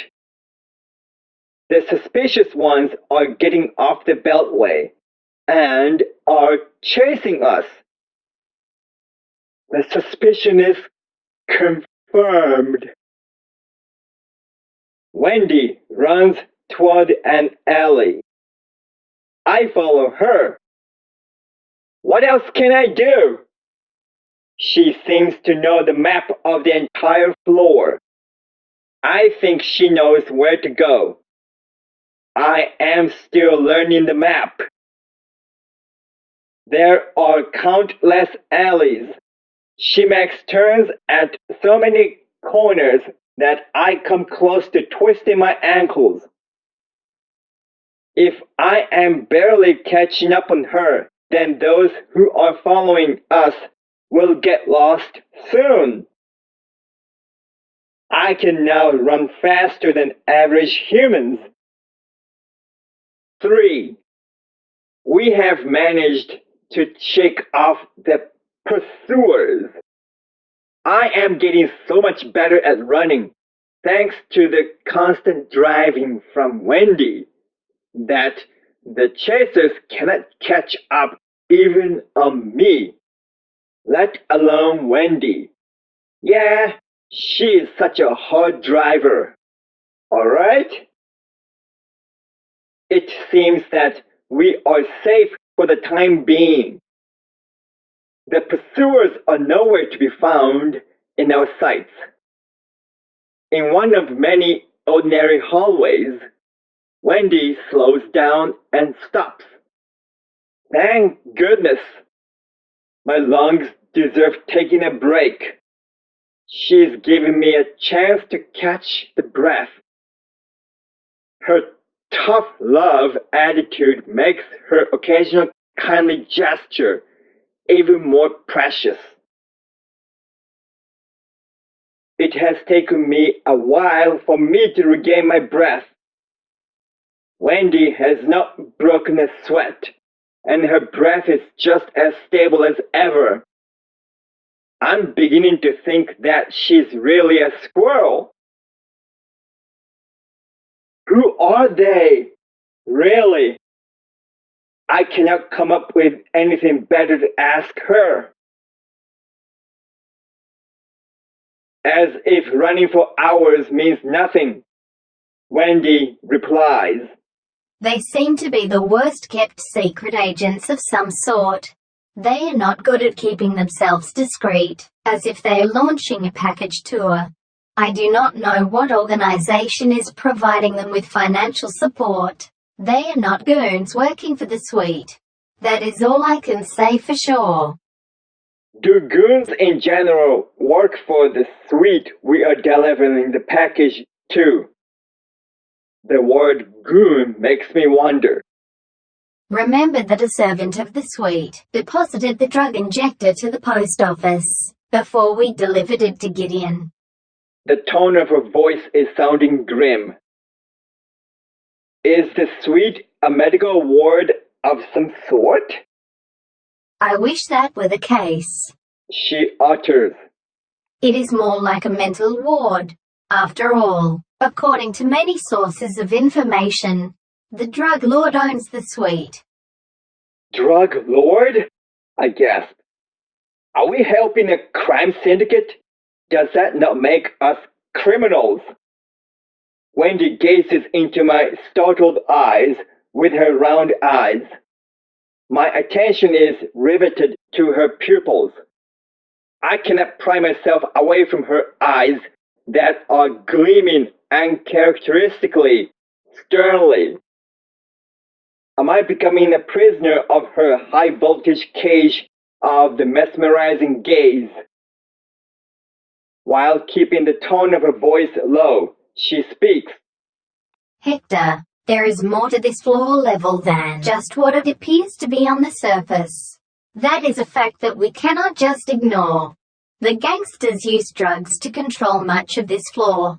We cannot live here without having anything to do with the darker side of the community, whether you like it or not. I sigh. This is getting deep. This makes me wonder if the Triple T has anything to do with the crime syndicate, or whatever it is. Wendy confesses. I am telling you what I do not have to hide. I do not want to succumb to the evil side. In fact, that is the reason why I want to get out of this level, as much as you want to go to the upper floors. I have been earning as much dough as I can by making a male person my current occupation. Now I have enough budget to go to the upper floors with you and realize my dream of migration. Oh, really? I reply rather flatly. She has been squirreling away the dough for the eventual future, eh? The crime syndicate seems to be pervading into the lives of the denizens of the factory floor. In fact, it is motivating Wendy to awaken her wanderlust. At least the darker side of the floor community is making Wendy and me be on the same page of the same book. That is the positive side of the negative aspect of the community. She declares, I want to stay away from the crime and be your partner in crime. Wendy has her own will to move out of this floor and wants to journey into the upper floors with me. That is why she decided to let a stranger, that I am, stay in her living quarter. I want to thank her before I forget to do so. 4. Wendy and I scout the surroundings to time the right moment to sprint to the stairway to the upper floor. Of course, we are not going to be safe by staying at one part of the hallway forever. I hear dogs barking. I am reminded of the dreadful moment. I was mauled by many vicious dogs when I came to this floor for the first time. I see dogs chasing shaded men in black suits, as if they have no time for Wendy and me. They just pass by us. Wendy explains, These dogs are trained to attack outsiders and occasionally male persons, and eat them for snack. Judging from the way the dogs are chasing them to attack, the men in black probably reek of a peculiar smell. The dogs prioritize outsiders over male persons as their targets to fell. That is why the dogs are ignoring us and chasing the suspicious people in black. We have to contend with not only the strange, sweet, but also the outsiders from different floors. This is getting interesting. Wendy speculates. These agents must have come from the upper floors that belong to the different turfs than this floor. I smell a power struggle and a turf war. Am I getting into a gang war just because I want to reach the top of Towerld? I hope it is not going to block my journey to the upstairs. Actually, I might as well make the turf war assist my journey. I have to figure out how to do so. So many things are at stake, eh? 5. As we are getting ready and starting to run to move on to the stairway, we see 2 figures blocking our way. They are 2 men in black suits and dark shaded spectacles. Can they not be more original than that? They are dressed like that to try to blend into the common people. Nice try, losers! Their garments are not combatively functional, for the ties are only going to inhibit their ability to fight. They are just as tall as I am, and they look like some kind of secret agents. So much for being so secretive, eh? I do not want my little critter companion to engage in a battle with someone bigger than she is, after being strangulated by the frantic forger. I do not feel like fighting anyone. The men in black suits are not using missile weapons. It seems that they do not want to damage the briefcase I am carrying. They want to wrest it from me undamaged. My hostage is limiting their attack capabilities. What they have in their hands are stun guns. This is the first time ever for me to see the real thing. I have read about them in an encyclopedia. Such electric devices are not designed for use with moisture, which can jam the mechanism. Using them underwater is out of question. It is no wonder that stun guns are rarely used on the flooded floor. In any case, they're still dangerous, if not deadly, even without missile weapons. I have to plan the next move carefully. As I slow down, Wendy accelerates. What is she thinking? She's not thinking anything, is she? I want to be her shield, and she does not seem to care. Does she want me to babysit the briefcase? Since the humiliating defeats at the intersection and the forge, I have been waiting for the chance for redemption. This is when I rise to the occasion. Wendy, give me a chance, please. Wendy commands me. They're tough. I am going to make a bluff. Do your stuff. What makes her think that she's my boss? Actually, I am officially listed as her delivery disciple. Imagine a cute squirrel trying to sound bossy. That makes me laugh. Yeah. I'm willing to obey your commands, my faster master. I am sensing the moment of vindication, and I'm willing to capitalize on it. 6.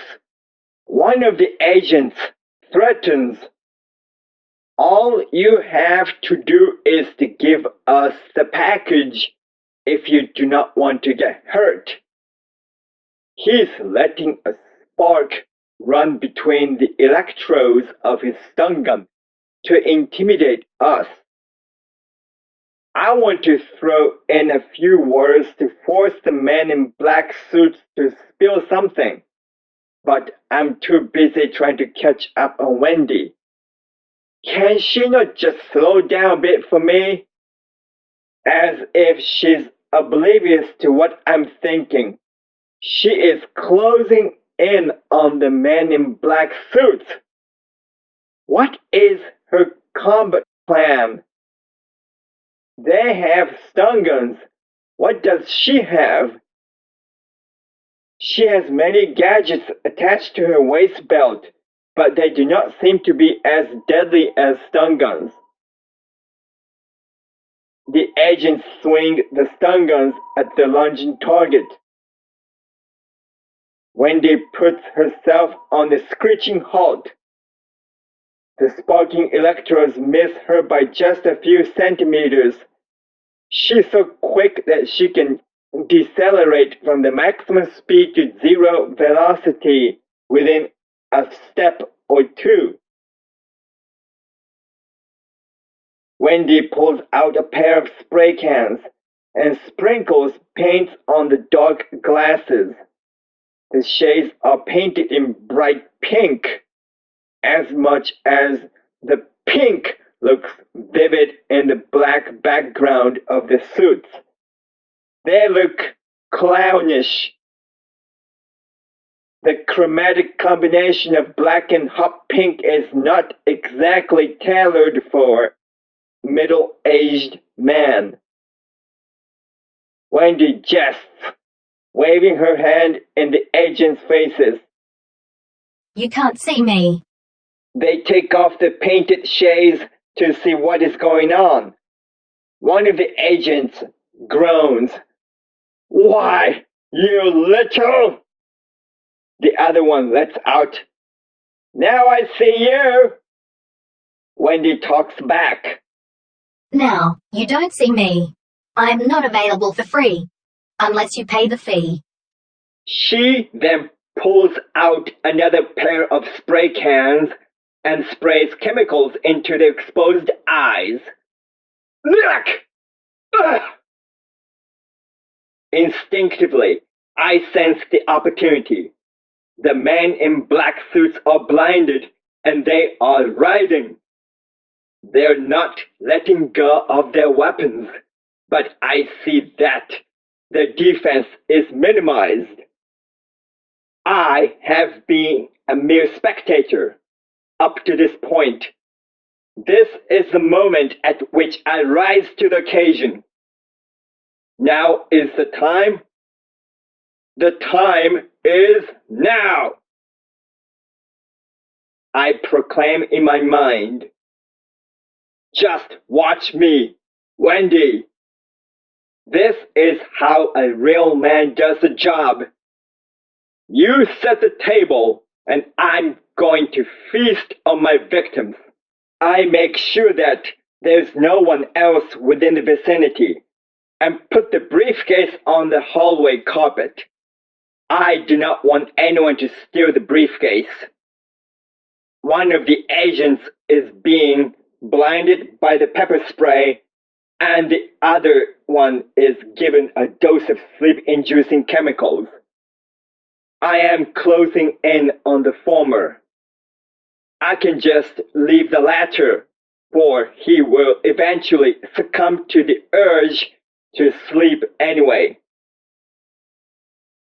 First, I give a knee lift into his midsection.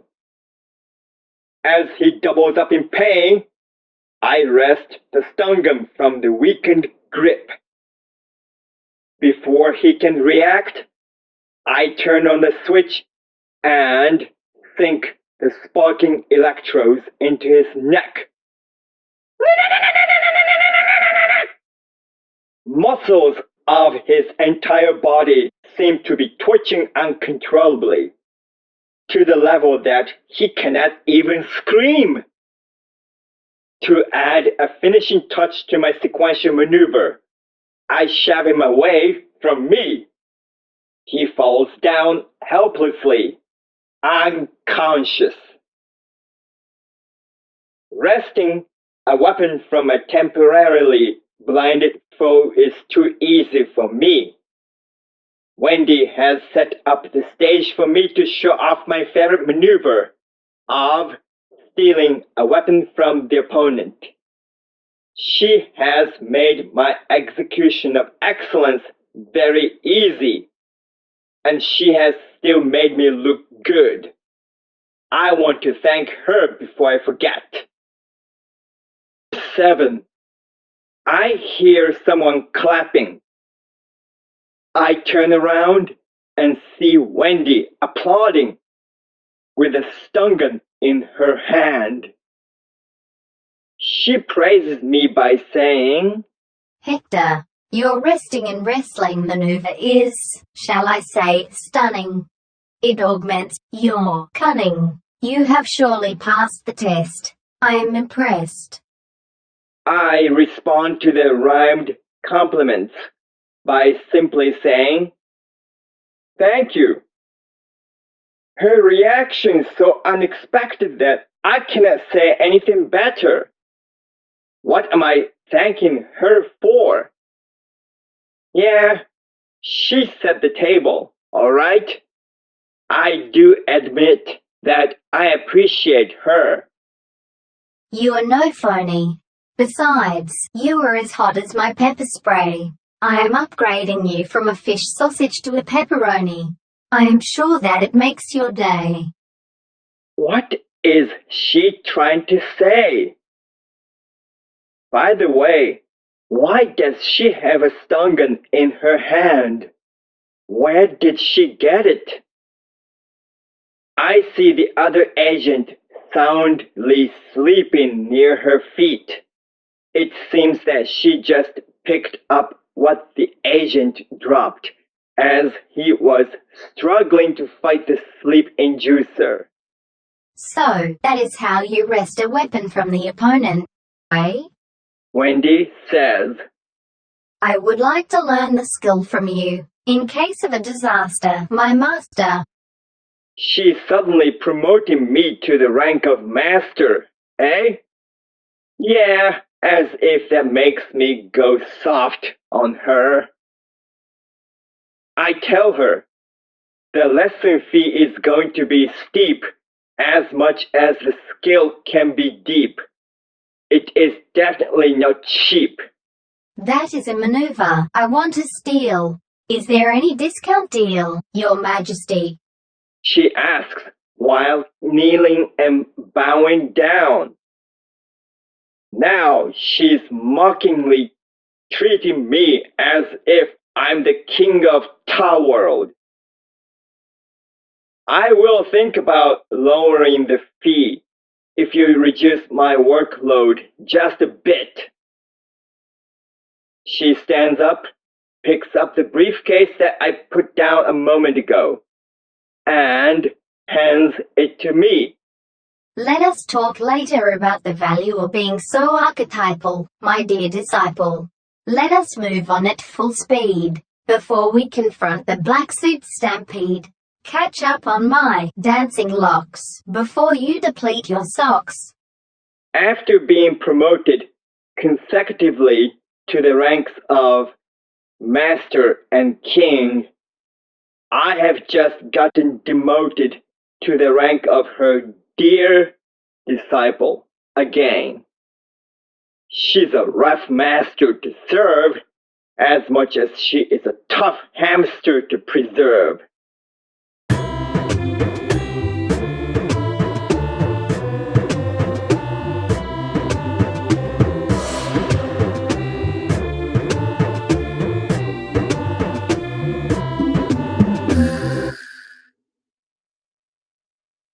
Part 8. 1. After we stole the stun guns, we have managed to avoid other potential interceptors. We encountered a few dogs, but they're more interested in targeting the intruders from other floors than us. Wendy's dog whistle is repelling the potential danger. I want to have a squirrel whistle. We enter a lobby near the circular central wall, concentric to the disc-shaped floor. The basic structure is similar to that on the flooded floor, it seems. There's no water here. The ceiling is tall. I see a circular stairway. It is like a piled up bunch of concentric half circles of different sizes, shifting the sizes from the largest to the smallest in order from the bottom to top. This looks familiar. This is a stairway that is designed for complete defense. There's no weak spot or a dead angle. I observe the stairway. At the top, there's a heavy steel door. Near the top, there's a figure standing loftily. Have I seen this scene? I think I know him. The stairway shieldian is guarding the stairway. I'm so confused that I do not know how to react. I think he's supposed to be on the flooded floor below and guarding the mystery door leading to unknown. He's clad in the same uniform, with a visored helmet, pocketed uniform, nightstick, and vertically elongated utility shield. I know that he is the one to have to avoid. He looks as dangerous as ever. He is also known as the stairway spider, waiting for the potential prey to get entangled in the web. After all, I avoided him before coming to this level. The semicircular stairway reminds me of a spider's web, and the stairway spider is aptly named for that reason. 2. I have to warn Wendy of the stairway shieldian, but she's already getting closer to the stairway. Is she jumpy or what? I yell, "Wendy, wait!" While running, she shrugs. I can't wait, even if it might be a bait. My course is kept straight. I do not think she knows the stairway shieldian. He might knock her out cold. I try to catch up on her. Fat chance. She's fast, even when she's going up. Is she faster going up than mine running a stairway downward? She's not even breaking a sweat. I cannot catch up on her. Do I have to witness my teammate getting bludgeoned by my nemesis?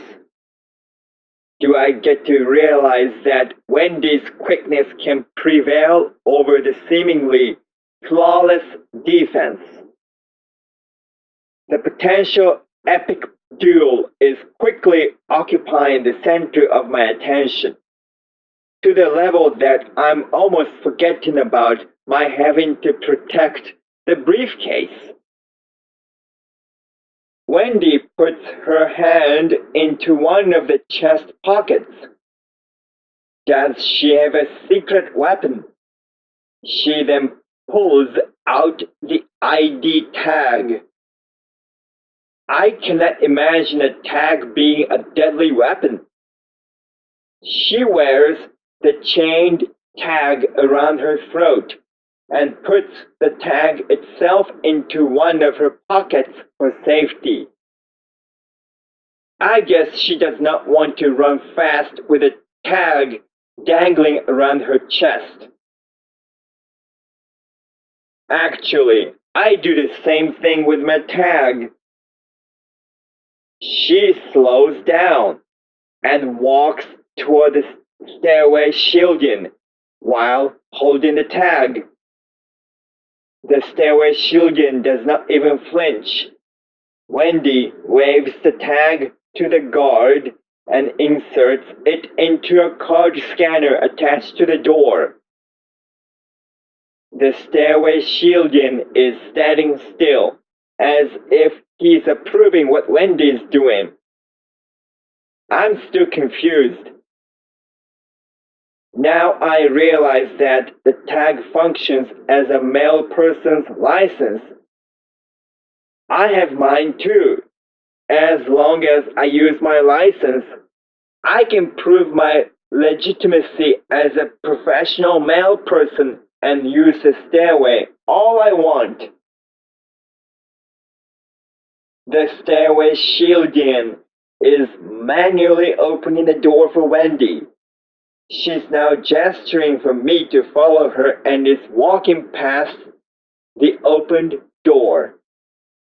Now that I do not have to fear my nemesis, I know what to do. 3.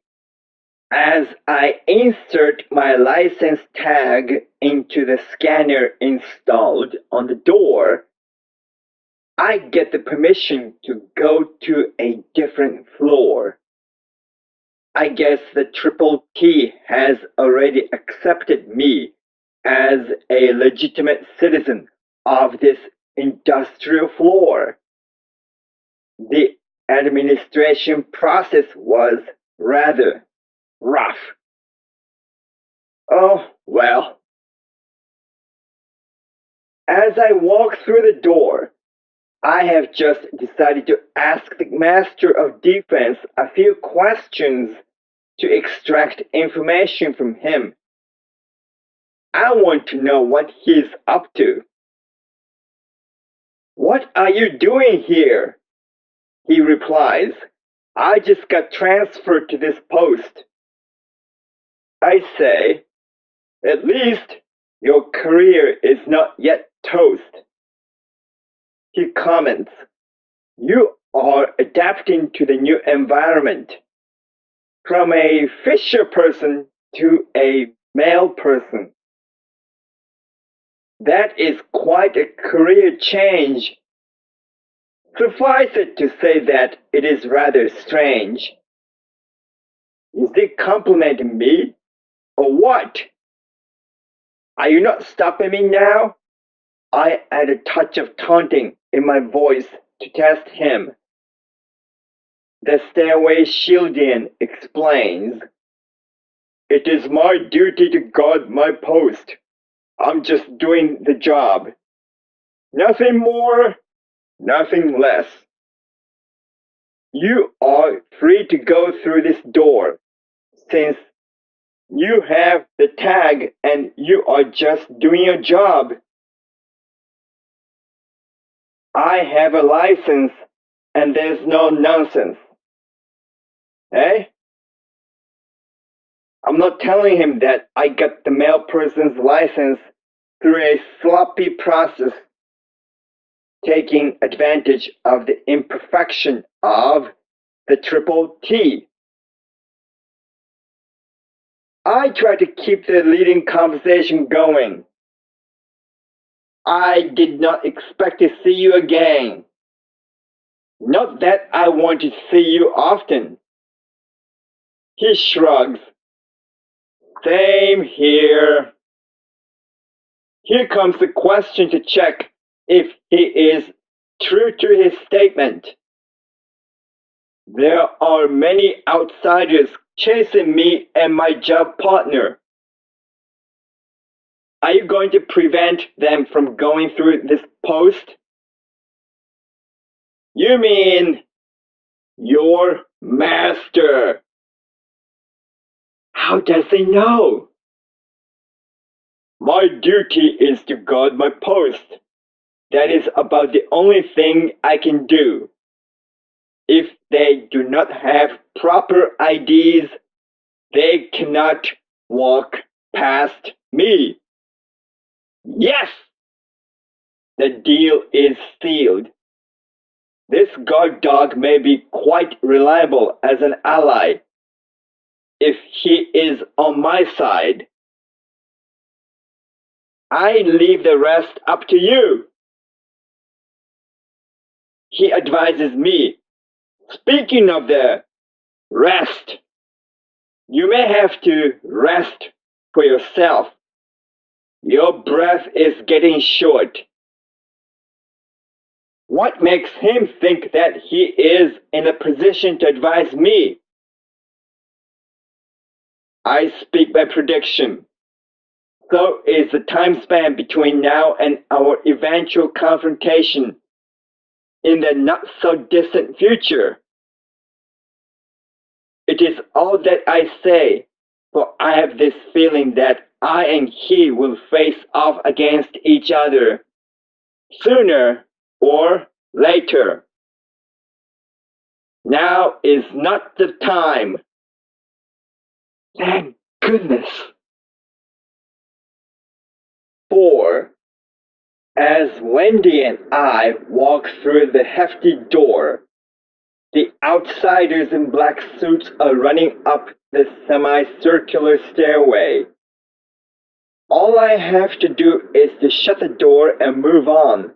But I also want to know what the stairway shielding will do to the potential trespassers.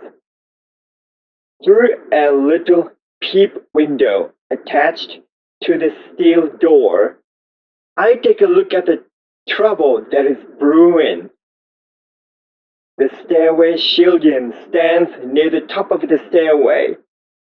He confronts the mercenaries. You are not allowed to trespass this gate without a permission. And the agent in black threatens. Permission? Who the heck do you think you are? Do you know who we are? The stairway spider replies. No, I know that. You do not know how to get dressed.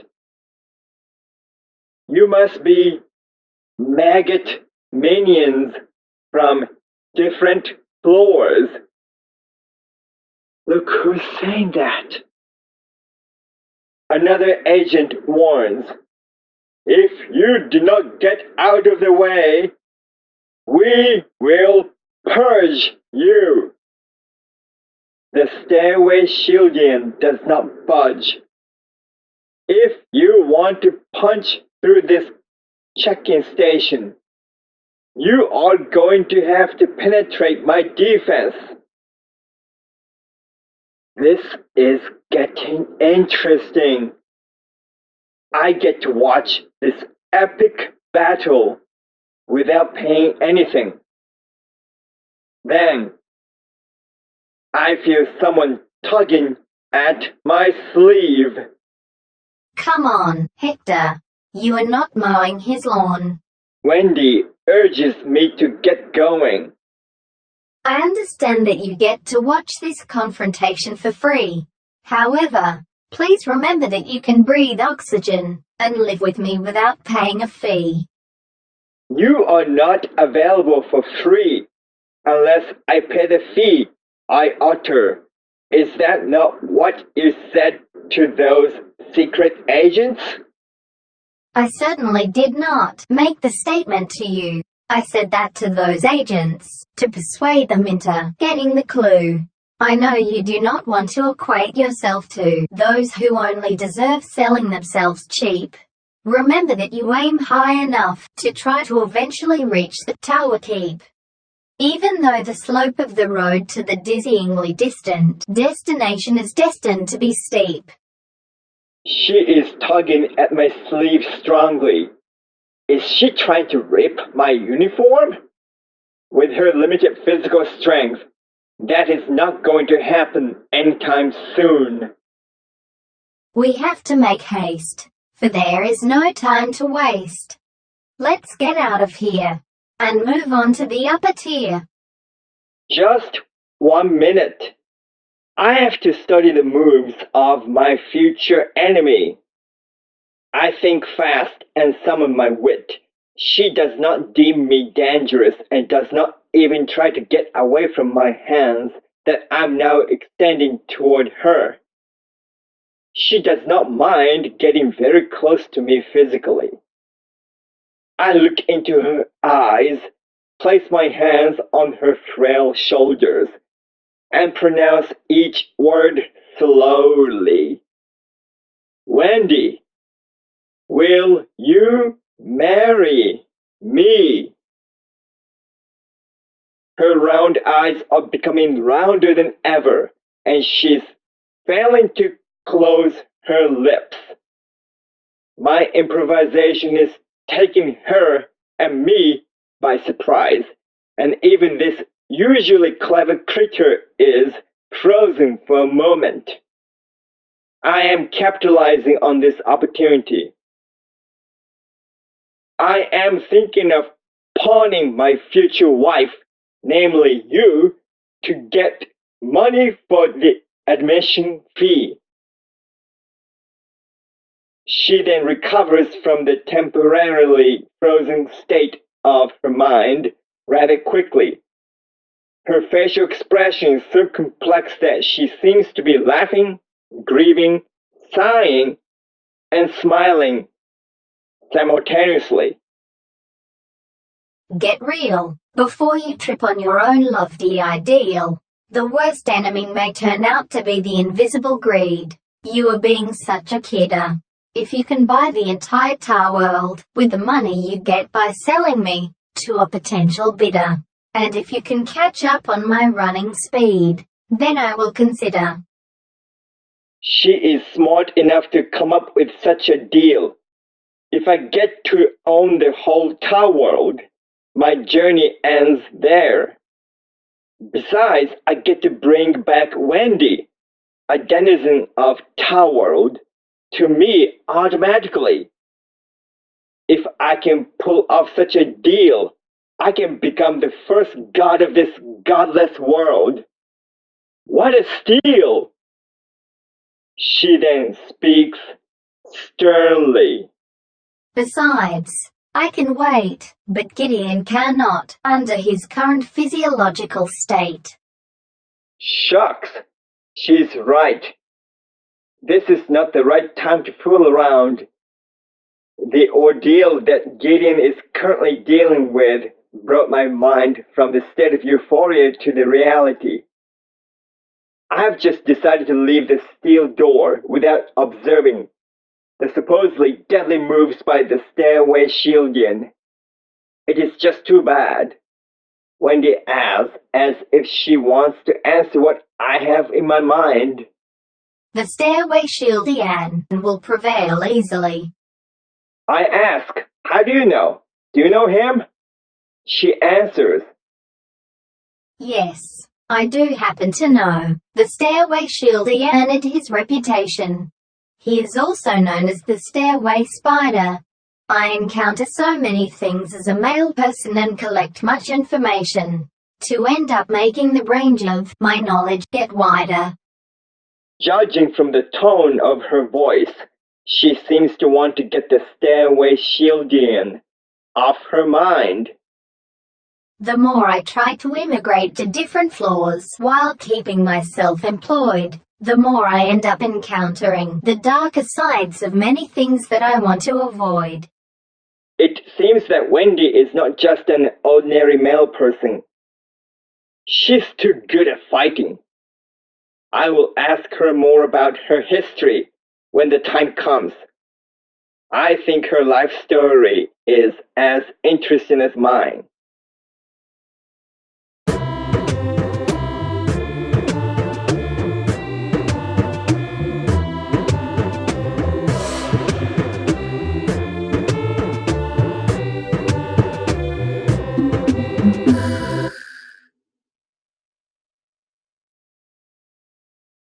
Part 9.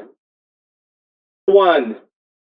Hector, are you out of breath again? It is too early to dance the dance of your own bane. You render me breathless, all right? Since your respiration seems to be stuck in a cauldron of bubbling goo, I wish I could donate my aspiration to you. Yeah, like that is possible. I do not want to suffer from a heart attack. We are on top of the staircase and standing right in front of the door that leads to the upper level. The metallic door looks heavy, as if it is preventing someone as frail as Wendy from going through it. It is not going to stop me and my determination. Let me get the door. I put my hand on the door handle and push it toward the other side of the door with my full force. The air on the next tier flows out through the door, and it is not what I have expected. What the? Just when I'm thinking that I'm finally beginning to get into the thick of things, the air on the other side of the door is slightly thick with smoke. Someone must be burning incense or something. Is the entire floor an incense factory? If the smoke is not from incense, what is it from? I do not dislike the scent of incense, but it is surely making the vision unclear. Besides, I worry about its long-term effect on my lungs and my psyche. It is not all that overly inviting, as if it is trying to test my determination to go to upper levels. It still does not stop me, though. 2. I gesture at the door solemnly. After you, my master. Thank you, my friend. You are kind-hearted all the way to the end. Yeah, anything for a cute little creature anytime. She enters the next level. My personal status enters the next stage as well, because now I'm being promoted to her friend. She says, I am merely obeying the green light in your eyes, for they are not full of lies. I comment, you run all the time as if you care nothing for traffic signals. She responds, If I stop running, then I start thinking about you, and I get short of breath. I do not want to be put to death. Dare I say that you and your stun gun are just that much stunning. Wendy gets so close to me that I can hear her heartbeat more loudly than mine. She confesses, Besides, the only traffic signal that I care for is you. Your presence encourages me to understand what to do. I sigh. I am turning green with envy, as much as this smoke is turning my face green. I can tell that I'm controlling my own destiny, the traffic signal, and the storyline of my life, if not my respiratory organs. I speak. It seems that we are on the same page of the same book of many adventures waiting for us. I am yet to know the title of the book, though. She agrees. We are making quite a team, and that is already defining a theme. We will see. Is it true that I am the main character of the story? She jests. I want to savor my moment of glory. Yeah, you can be the main cast if you want to. That makes you my court jester, whom I want to pester. Where is she getting the idea? I am counting on you to carry the heavy load, big guy. It is going to be a long road if we are trying to reach for the sky. Once we hit the load, we can spread our wings and fly. She can sweet-talk me into doing anything. I can tell that you do not feel too bad about being depended on by a girl this frail. She chuckles, while nudging me in the ribs with her elbow. You are trying to hide the positive curve on the edge of your lips to no avail. I do not know how to deal with this clownish critter. 3. The air is murky and smoky. It is as unclear as our future and the endings of the most exciting adventure books that I have read. What awaits us on the new level and beyond? We will find out sooner or later. To be continued to level 0003.